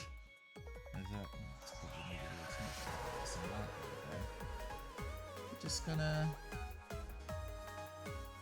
highlight little bits of laces. I think the laces here do manage to carry the required color without it being too much of a maybe I don't need to go in as hard on the laces.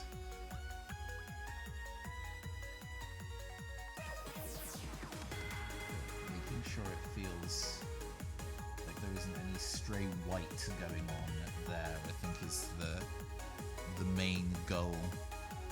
Just kind of like touching up the ends of the laces.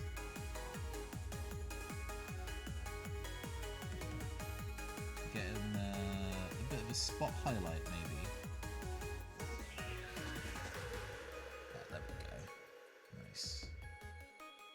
We also have a decision on the bottom of the shoes, where we want to keep it that kind of like darker orange, or whether we want to change it to something more. I might be okay with keeping it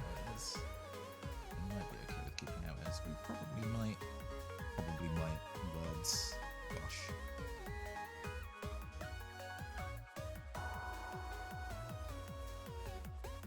Just a dot in there for a highlight in the middle of the speaker.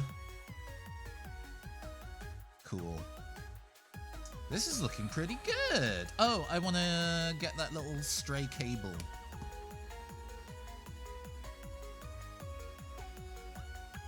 The cable that sticks out of her arm here. I think that needs to be in just an entirely out there separate color. Like a red. Oh, we actually have the Volupus pink that we were using before. We can bring this back. Because it is technically the undertone of the purple and leggings and stuff, so.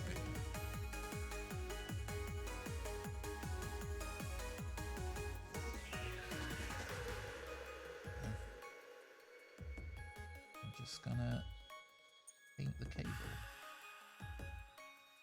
Paint that cable.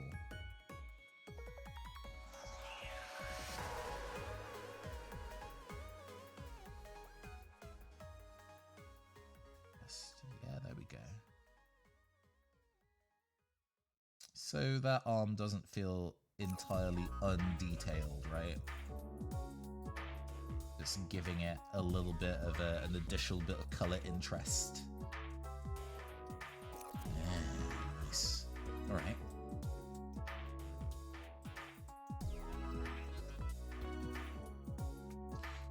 The inside of the speaker doesn't look dark enough to me, so I kind of want it. Even if it doesn't need to be the super matte black, we can use like a acrylic painted black and just kind of dip our brush into that.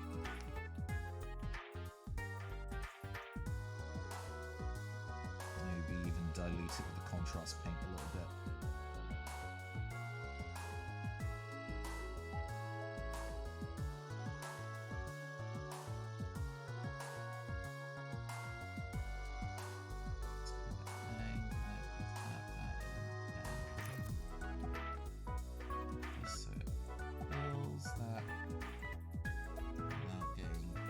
too far astray from where we need it.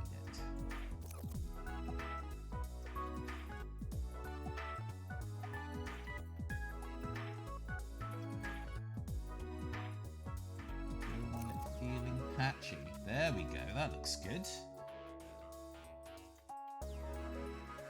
And then the inside of this part of the speaker as well. Yeah, there we go. Get color contrast is the name of the game, trying to make the darker parts darker and the lighter parts lighter so everything stands out. That vibrancy always has to be offset with interesting shadows. What else can we do here to aid in that? Probably doing a little bit of edge highlighting on the head, you know, to highlight the fact that, you know, it's a segmented piece. So, do we have a nice color that we can use to get that? I kind of also want to add a sparkly effect paint to the guitar.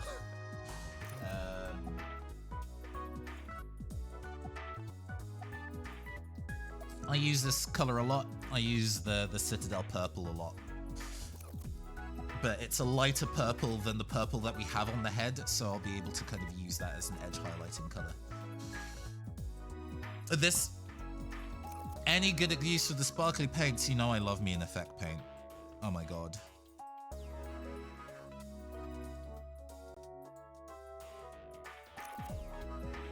Yeah, we just do that. How does that sit? It's not dark enough. It's not bright enough, rather. It doesn't show. We're gonna have to get the lighter paint out. Or hue shifting. Hue shifting.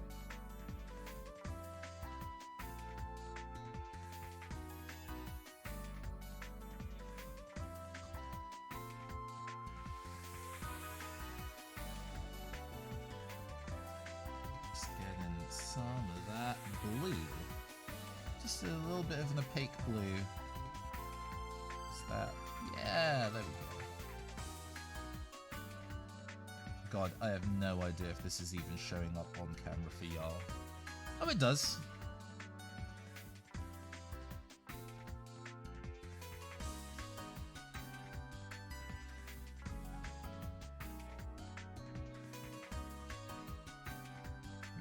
Just getting a little bit of a different color to highlight the edges a little bit, but finding the right facet for it's tricky. Maybe I even go into the ice blue that we're using.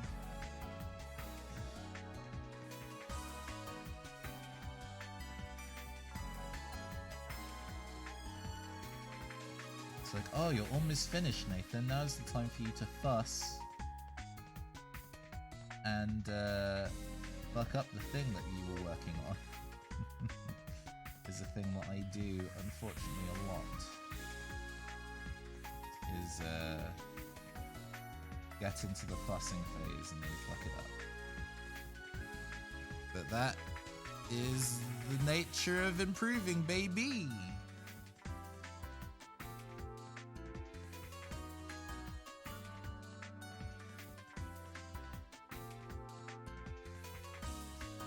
Too much shit.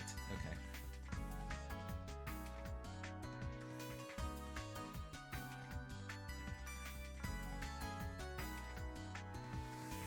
No, it's too little.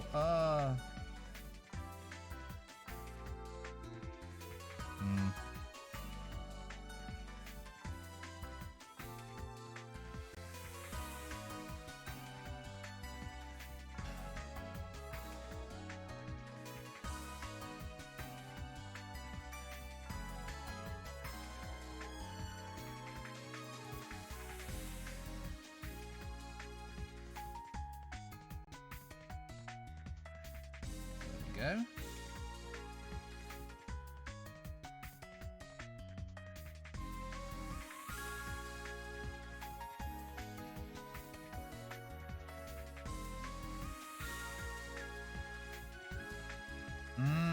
Okay. Yeah. No, I'm as I do more of the head. Sorry, I'm not talking while I'm concentrating. As I get more of the head done this way, the more I'm kind of it feels like a unified idea.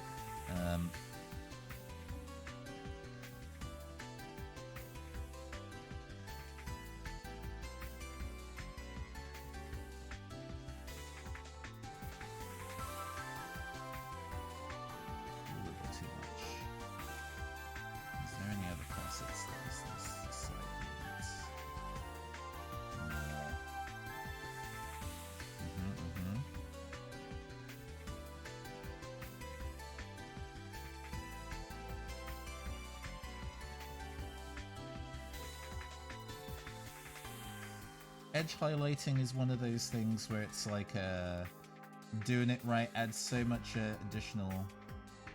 It's not necessarily difficult to do and adds a lot of character to it, but it does require sometimes a little bit of a steady hand to get it there.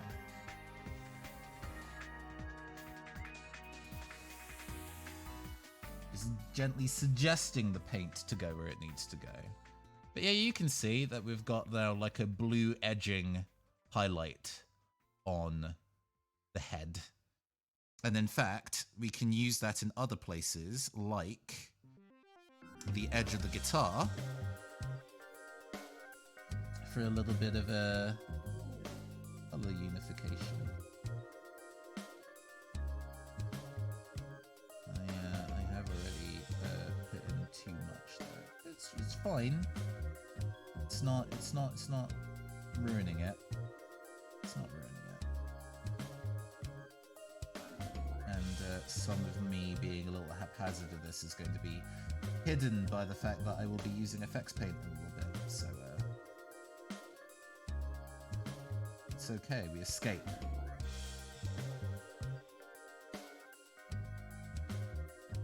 Ooh, the edge highlighting around the bottom works really well. With it being a little bit darker at the bottom, you can see that there is a... If you look at the edge here, it goes into a darker blue with a highlighted lighter blue edge there, and it really, really pops that way. That's nice. Excellent. Okay. Alright, let's get some effects paint on this motherfucker. Always my favorite part. Always my favorite part. Right.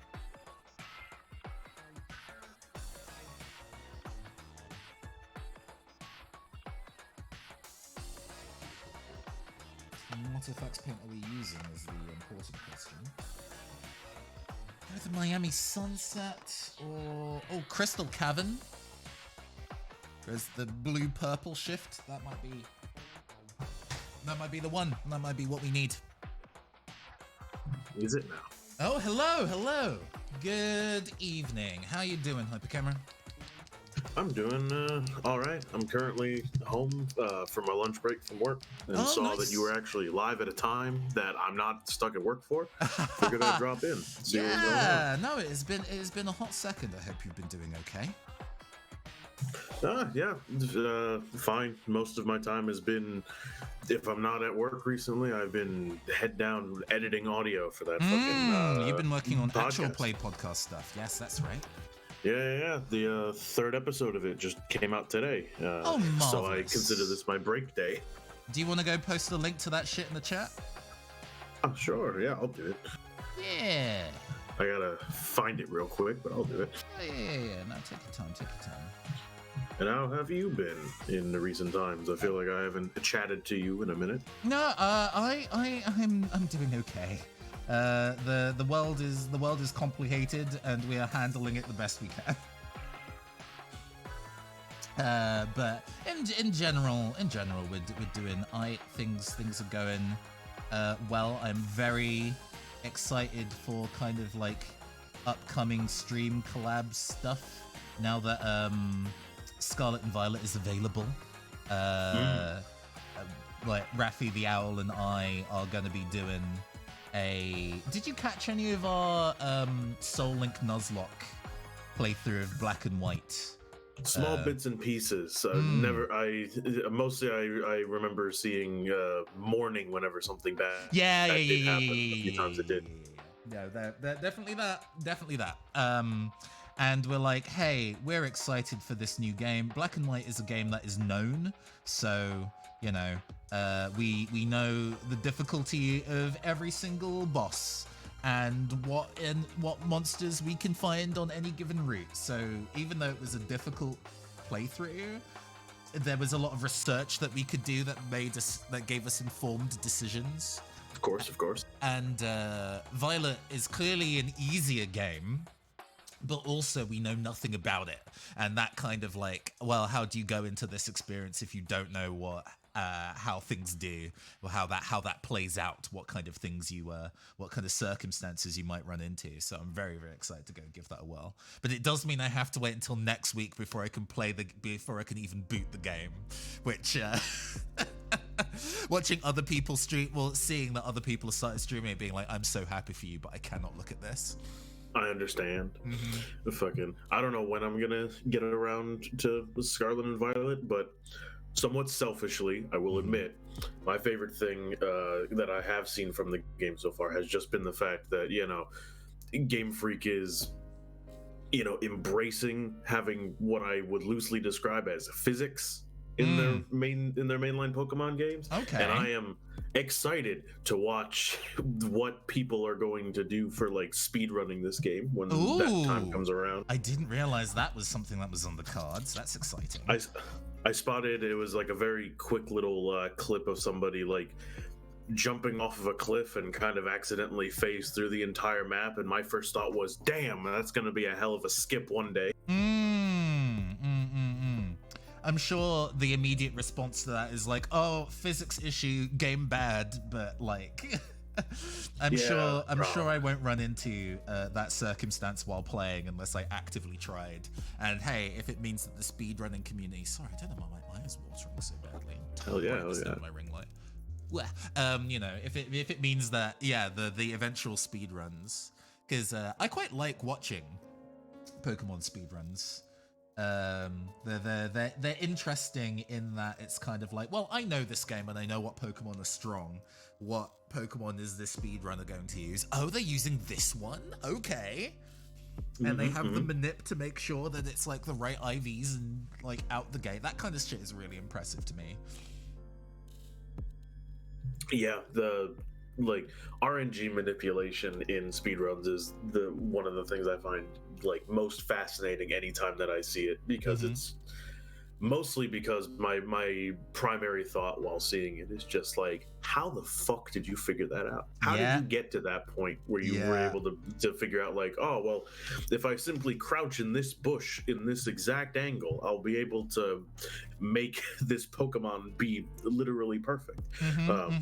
Oh, you know, I have to stay on the title screen and listen to this piece of music, because I know at the moment that this little like melody hits on Ingada Davida, I know that I will get a shiny Mudkip. Is just so specific. How did you discover this? Like every time that I hear like specifically in RNG manipulation, like speedrun tech for any game, I get flashbacks of just like, this is like you'll find Mew underneath the truck type shit. Like, this is a lie, real. Is what you're saying to me. Yeah. Gosh. It fucking. I've been looking into again, I guess. Like people who speedrun Yu-Gi-Oh! Forbidden Memories. Oh, yeah. That's awful really nightmare hell GDQ. game that was my first exposure to that card game. Oh, for real? I think I actually still have my copy of Forbidden Memories, just nothing to play it on. Yeah, I also have a copy of Duelist of the Roses. That game's a sequel that's somehow, I think, worse.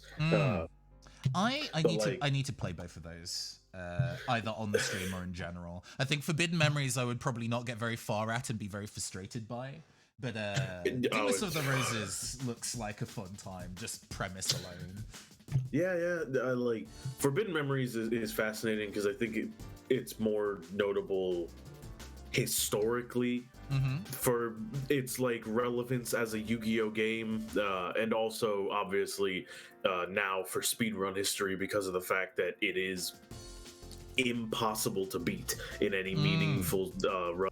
You know, I don't even remember what it is. It's like, oh yeah, I know that they ran it once supposedly at like after a GDQ, like on that stream, but after a GDQ. And then they didn't finish it after going like several many hours above their hopeful estimate, because it's a complete, the entire game, like the back half of that game is entirely just a roll of the dice. Or like my favorite thing specifically, I have yet to watch any outside of little clips, but the 100% speed runs of that game. Gross. That's days. Like, there's no way that anybody would sensibly do that as single segment. That's just not healthy. Oh my god. Like, I believe that, like, I have to look at the rules again, but I do believe that, like, sleeping a full 8 hours is fully permitted in the speedrun time. Like, hold on, I could probably, I'll find it again. I think that the 100% speed run was like 230 something hours. Oh, something. So like longer than Bait and Katos. Yeah. Bait and Katos, for those who don't know, it's I've played a little bit on channel before, but its premise is that some of the cards that you can obtain will change form when the in-game, like your GameCube clock moves on. So the 100% run genuinely is like a couple days or something like that. I can't remember the specific time, but you kind of have to wait like over a full day in real time for one card to change into another one. So the 100% speedruns are silly. 'Cause, yeah, to get those cards, you just gotta wait. You just gotta go away and come back. So, looking it up real quick. The 100% speedrun with no RNG manipulation comes out to being, the current first place record is 72 hours, 34 minutes, 24 seconds. Okay. Hilariously, the 100, there's only one run that anyone has ever finished where they actually do RNG manipulation for 100% and submit it, and that one's 201 hours. Sure. So something bad happened here. Fucking touches ground. Something cursed occurred in this space. There is a reason why whenever they play the Forbidden Memories on like GDQ, like as an exhibition, they do like the 15 card variant. Which, if I was to go and play like in my own time, yeah, 15 cards. Yeah. I have a limited period of time to play vid game, and I'd rather not spend it trying to get like another Thunder so I can have a reasonable twin-headed Thunder Dragon deck or whatever. I think that's how that game works. I understand. Basically, you're going for Thunders and Dragons to make twin-headed Thunder Dragon, and also forcing yourself to memorize that game's absolutely ludicrous fusion system. I love that, like, one of the archetypes that you use for fusion is girl, because silly. Yeah, fucking the various Pokemon types. You have dragon, you have electric, and then there is girl type. My personal favorite gender is Thunder, actually. Fucking there. So okay, something slightly aside. There's so I play the Yu-Gi-Oh TCG, yes, and hilariously there is a like an alternate format that some people have based off of like an ancient version of the TCG's rules from like the late 90s that are just kind of referred to as the junior rules. I think if you look up like Junior Journey on YouTube, you'll find the dude MBT who, series of it. Yeah. I haven't watched it, but I've seen the thumbnail before. It is I would recommend it. The format is fascinating because like the main gimmick is like you can only activate one spell per turn, you can only activate one trap per turn, you can only set one spell or trap per turn, and you and also quick play spells don't exist, so just chuck those out the window if they need to activate on your opponent's turn. But the biggest change is the fact that there's no such thing as tribute summoning. Okay. You can just play the card no matter what its stats are. And there's like a dedicated little Discord that I am in that's just like people playing this format alongside the show as they update that ban list and play forward. And anybody who I explain these rules to who knows the thing immediately is like, oh, so like you're playing the Forbidden Memories rule set, but like with a normal fusion system. And that, because that's the closest thing you can compare it to. The real comedy is that to this day, despite the fact that we are currently building and brewing, what is my cat doing? She's doing something. I'm just gonna ignore it. I'll ignore her. Despite the fact that we've made it all the way up to the 2015 like card pool for Yu-Gi-Oh, and people are brewing using those cards now. The one very much consistent like agreement that everybody in the server has, despite whatever ban list disagreements anyone has, is that if Blue Eyes White Dragon is allowed to go back to 3 copies instead of just being limited to 1, it will shatter this format. It cannot. That card cannot be allowed to be free being able anymore. to have treble the chance of being able to draw and play a Blue Eyes would definitely shake things up a lot. Yes, it is. So the 2 things that people are scared about is the fact that I just think this is funny, right? There has basically been kind of the unwritten little meme in that server where it's like your strategy, whatever it is that you're doing, is only a meta strategy that wins in this format if it can beat me normal summoning a Blue Eyes White Dragon from hand. Sure. And yes. And as a result, that's sort of the benchmark most decks are, kind of jokingly placed against. But also, that Blue Eyes White Dragon as a card, the fact that it is a level 8, and we have reached the XZs era specifically, is terrifying. So level 8 XZs monsters like fucking Zeus or whatever. So like, the current thing that people are doing is as is history always repeats itself with this card game. People are breaking the card Brilliant Fusion, using a card called Whitestone of Legend, sending it to graveyard, because if that card gets sent to the graveyard, you would get to just immediately add a Blue Eyes White Dragon to hand. And if you're running a deck of level 8s, you're using Brilliant Fusion to summon a card called Seraphinite, which lets you normal summon a second time, and then you play 2 8s, and you immediately just XZ summon into whatever the strongest 8 in the format is. And then from there, your combo just keeps going. And it's only added further things to the fact that it's like, we can't let this card go back to 3. And in the next format is when Konami released all of the Blue Eyes White Dragon support that they came out with in 2016, which takes the deck from like, it's powerful and it's kind of scary to nobody tier 0 format Blue Eyes. I love this dumb format so much. No, I didn't realize that was what that format specifically was. I'm like, as time goes, I understand more about Yu-Gi-Oh! I've been occasionally streaming Master Duel.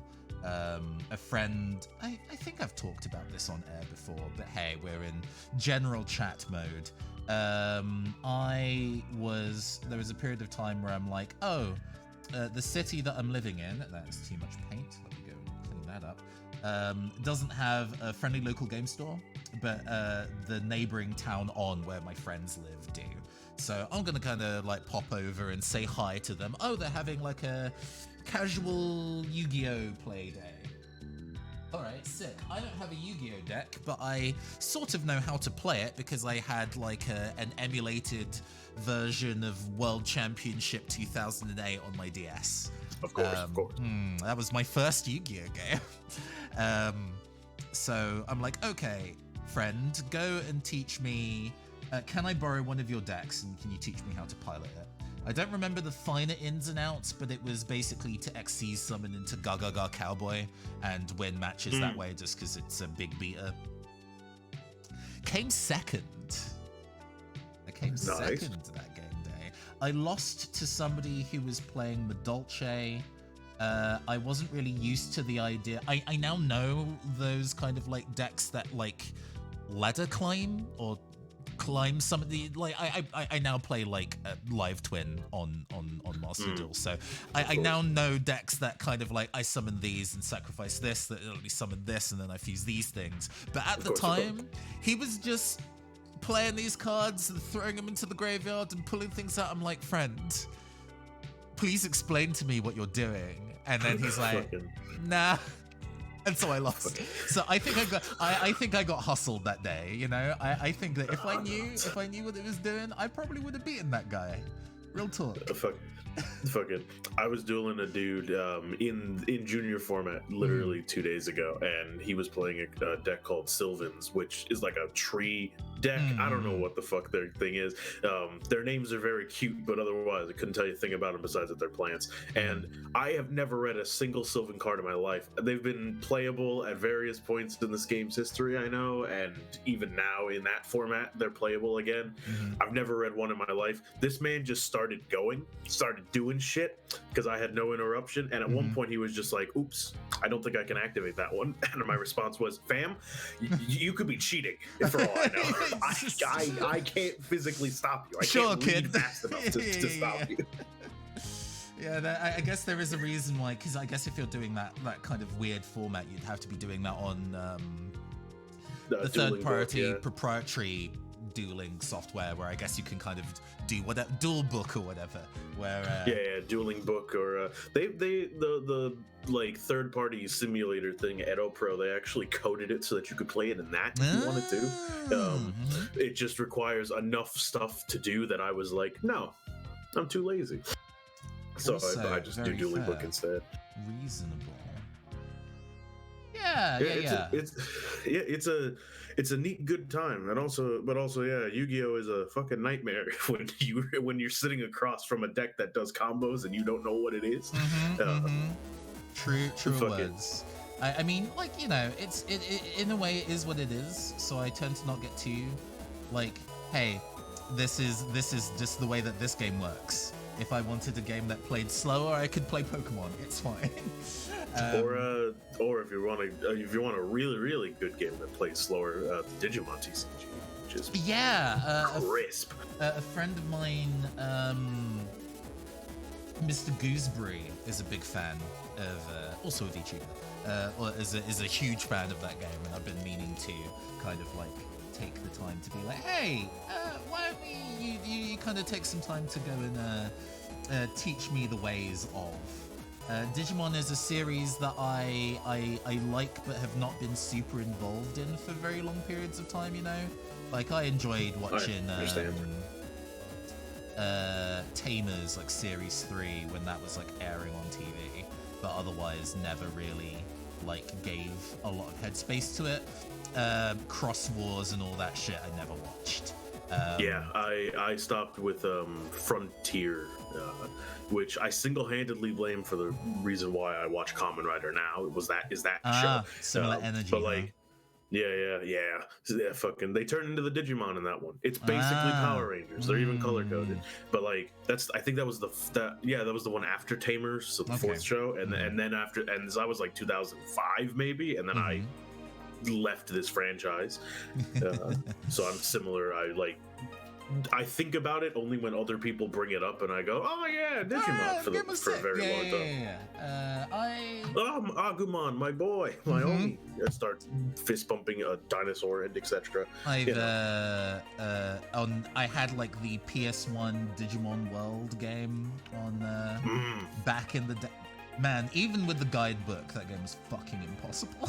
I also had that game, and I know that I did eventually beat it, but like, I also remember that it took me years on and off putting that game back on, and I don't remember a single fucking thing about it now either. No. Like, But yeah, no, the TCG is fucking slick. I decided to look at it kind of on a whim one day and discovered, oh shit, this game, it's Actually really fire. cool. Yeah. It slaps, and it's also still new enough that like it's not overly complicated mess yet, because it's only like it's a completely rebooted game, so it's only like 2 years old right now. Sure. The fact that it's had as many expansions as it has had, considering how long it's been around, is actually pretty impressive. Yeah. But then I guess, you know, when you have the franchise and money behind it, you're like, yeah, we don't need to kind of like assume that we'll make enough money to keep making expansions. We'll just make those expansions to support the game for 3 years and then see on the other side of it whether we continue or not. Which is, for a TCG, a blessed circumstance to be in. There are plenty of other TCGs that would look very enviously at having that kind of a privilege of being able to run one's game that way. I mean, Magic is still kind of my main. It's just the one that I've been playing the longest and know the most. Been a hot second since I've played in person at anything. I like doing pre-releases. I think one of the ways that I'm like, this is a way that a game will get me in as like a TCG is if it is pre-release friendly. Because Yu-Gi-Oh! Unfortunately is not pre-release friendly. I don't think you might be able to open enough packs of one set and have an archetype to run with, but I don't think it's made that way at all. Yeah, no, that's I was saying it to someone else fairly recently, but yeah, it's like I don't play Magic. I've played it a handful of times in my entire life, and you know, it's fine for me. I don't super vibe it enough, but the thing that I will always give full credit to that game about, and also as best as I can tell, frankly, it seems like Digimon's the same, and I appreciate that. Like, I do like that. If I really wanted to, I could just get together with like a friend, get a bunch of packs of Magic the Gathering like boosters, and then just open them and then play. Really is the vibe of them. Whereas like you just cannot do it with Yu-Gi-Oh, which is unfortunate because that is my premier card. Because like I can acknowledge that like, despite the fact that Konami does reprint stuff all the time, and I very much love that. God, you just grab 20 random packs of something and you will have nothing. You will not play a game, is what will happen. It's having watched the Surprise Round RPG channel do like a progression series on Fridays. And it seems they do it either at the end of the streams or off air, so I never see them directly do it. But it seems that they do all the pack openings, and then they have like an amount of like credits to spend. That would be like the UR points in Master Duel, where it's kind of like, hey, you didn't pull things to make a functional deck. Here's just another point. Here's just a number of points on us, so you can actually like buy the rest of the pieces needed to make your idea a reality. And I'm like, that makes sense. I guess, and you can definitely do that in a format where, you know, the cards are not real, you're not actually playing on Master Duel. Yeah. But yeah. I mean, I was actually quite impressed when I initially started playing Master Duel with the amount of free things it gives you. So your first and maybe second deck, you could basically be whatever it wants for just free. That's surprisingly generous. My biggest like positive thing about Master Duel, because I had not played Yu-Gi-Oh in over a decade before somebody forced me to open a Master Duel, kicking and screaming. And like because like when I stopped buying packs was around the time that synchro summoning first got introduced. So I missed Xyz, I missed Pendulum, I missed Link, I missed all that shit. But Master Duel, it's a weird thing because they give you enough stuff to get going, but also limit how much you can actually build without just giving you 16,000 cards and hoping. I found that in a weird way, the game kind of forced me to actually learn what all the new mechanics Engage with were the other and how systems. everything worked. Then it's because like I just picked the Blue Eyes deck to start, and then I figured out, oh, these are the good synchros to make, and here's how you can get tuners out. And then I was like, oh, this is how Xyz summoning actually functions, and these are the good ones to use. And of course, because they're everywhere, oh, that's Link summoning. That's kind of slick, actually. That's what I wish Fusion was. And like digging in, and now here I am suffering a card game player. That is my alarm to tell me I gotta get out of here, actually. You gotta roll, no problem. Well, thank you for popping by. Yeah, it was good. It was a good chatting. I know that you will not still be here by the time I return from work again. Probably not, no. But yeah, good talking. Yeah, enjoy the rest of your Friday and have a good weekend, fam. You have a good one. And before I dip, I'll say, because I kept meaning to and then kept forgetting, I'm loving the look of that little Speakerhead, man. Yeah, Fret is looking pretty good. Very vibrant. I mean, every mini that I paint is horrendously, obnoxiously colored, but this is a dream. A new tier. The yellow on this is absolutely terrifying. Yeah, thanks. Well, have a good one. I'll catch you soon, I'm sure. Yeah. Catch you around. Peace. Have a good one. Yeah, no, we've made very good progress on this. I kind of want to paint the little rim around there in a nice bold color, maybe even in the orange, and then we'll probably call it done. You know, it's nice to be able to finish something without it having to necessarily take 5,000 years. I probably need to wait for that base to dry before putting it back in the hold, though. It's fine. No, Yu-Gi-Oh! The periods of time that I've been playing Yu-Gi-Oh! Master Duel, I've been like, oh yeah, what a fun little game. I wish that the single player mode was more engaging as a conceit, because I do enjoy what gets me to sit in any kind of like given what would otherwise be competitive experience is being able to enjoy playing a story first, because then at the very least, even if I don't vibe with the idea of playing a thing competitively, and I'll be real with you, like playing games competitively is not really my favorite thing in the world. Mostly it just makes me stressed and upset. So I would prefer to kind of play a very solid story mode, and then, you know, being able to then engage in casual matches with friends I know in real life and not randos on the internet after the fact, important to me.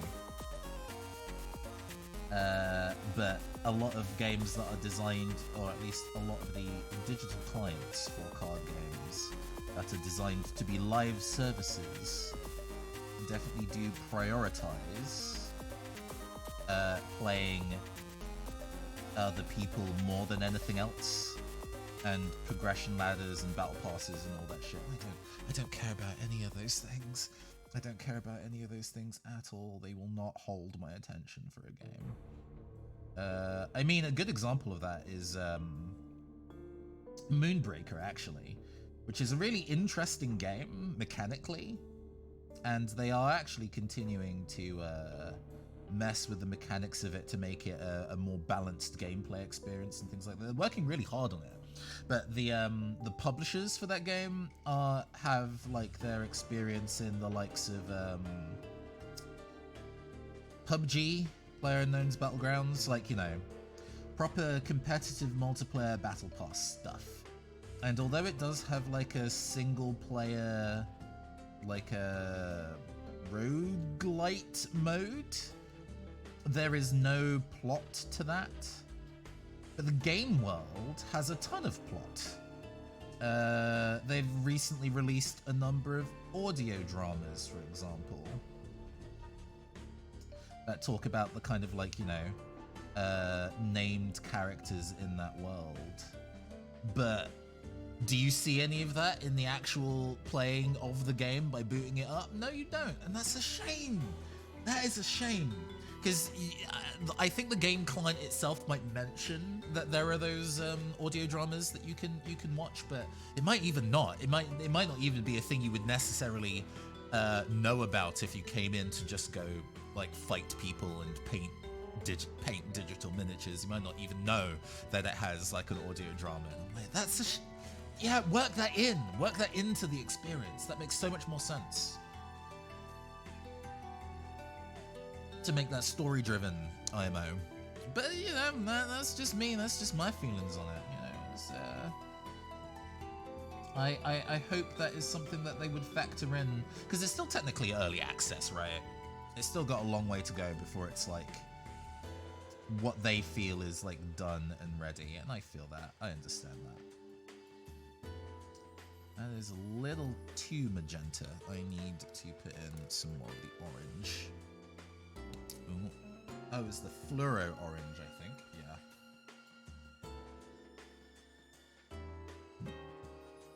Stray. Yeah. Fibers. Hello? Okay.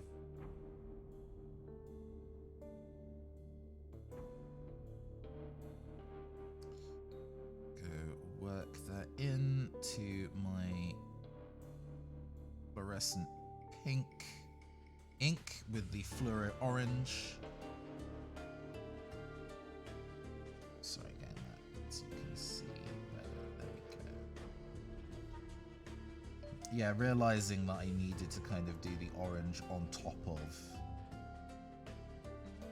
the kind of cream, orange tinted cream, definitely helped get a much more vibrant orange out in the end of the day. Really what I should have done if I really wanted orange is to kind of work with a more magenta like base and then build up. Maybe even using yellows in the highlights. But this is fine. This is doing what needs to be done to kind of get it there. Done is better than perfect, as they say. You know, the satisfaction of finishing a miniature vastly outweighs the emotional crisis of not finishing the miniature because you wanted to get it just so, especially if you wanted to get it looking like just like the people you follow on Instagram or TikTok. Madness lies that way, genuinely.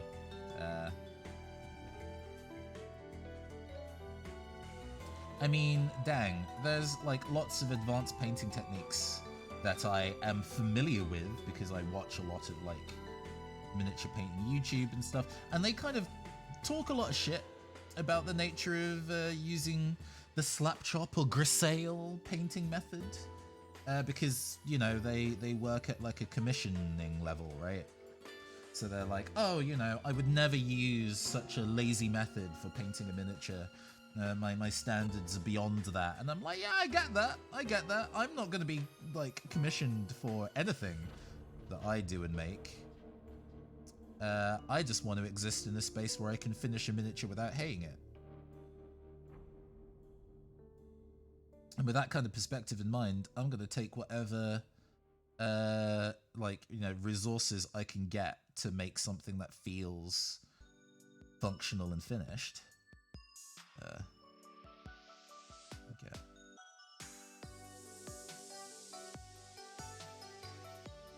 Another layer of the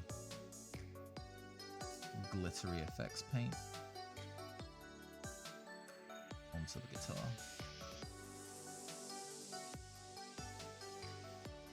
Yeah. Gosh. That's looking real good. I'm very happy with this. This is definitely a much more acidic color scheme than I had initially intended, but I'm very happy with her. I'm very happy with her. That looks sick. Nice, nice, nice. Okay. I think I'm happy to kind of put this down and call that a done deal. How long have we been going for? 2.5 hours, yeah. But that is long enough where I don't necessarily want to like start up a new project because we wouldn't get very far in it, you know. So instead of trying to start something for like half an hour to an hour and then being like, oh, we're in a weird middle place, let's put this down, I think we're gonna call it there. But I think that was a very relaxing time. I enjoyed that immensely. I hope you all enjoyed sitting with me as I was putting this together. I need to go and clear all this out and make sure that my space is nice and clean. So what we're going to go and do is that we're going to go to here. We're going to go and do this, and then we're going to do this. Oh, good. Yeah. Did you manage to get any painting done? Tom, what did you manage to finish? Go post that shit in the Discord. Go post that shit in the Discord. I want to see. Too sleepy to concentrate. Fair enough. I think that is one of the things that tends to stop me from finishing, or even like because all of my work, my regular day job, and I finish it and I'm like, now I'm on free time. What things can I go and work on now that I am on free time? And then I realize like, I'm tired though. I've been working all day. I've managed to go and get either paint or macaron on my nose. Gosh, rude. I've been working all day. I'm too tired to go and like work on additional projects and stuff like that, which is partially why we do these streams, right? So I can specifically carve out the time to go and do some painting and slay that gray, as they like to call it. And hey, we finished painting a miniature to like, this isn't going to be Golden Demon standard or anything like that, but this is definitely tabletop standard. I can now use Fret in a game and not feel embarrassed about it. And that's the thing. Now I can use it as a game piece. That's the most exciting part. So I'm really glad that worked out, actually. And hopefully we'll be doing more of these. Alongside the Thursday streams with Rafi the Owl, I do definitely intend to kind of do painting streams like this on a regular basis, especially since I do now have a deadline of finishing a set of 5 I guess, miniatures for a couple weeks from now, right? I have a deadline to work towards now, so it's kind of like working myself up to go get those. I have some that I've already painted that I can use, but let's see if we can finish some new ones. All right, sick. With that out of the oh gosh, you're probably hearing that in double. Goodbye. With that out of the way, let's go and pass on the love to someone else. For those who are chilling with us. Hey Twitch, who are we passing on to?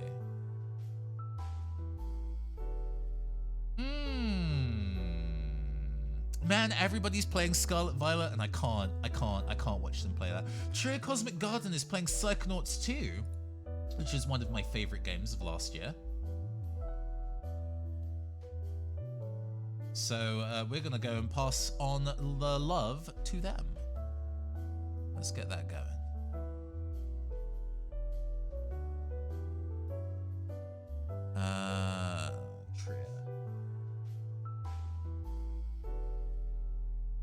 Cosmic Garden.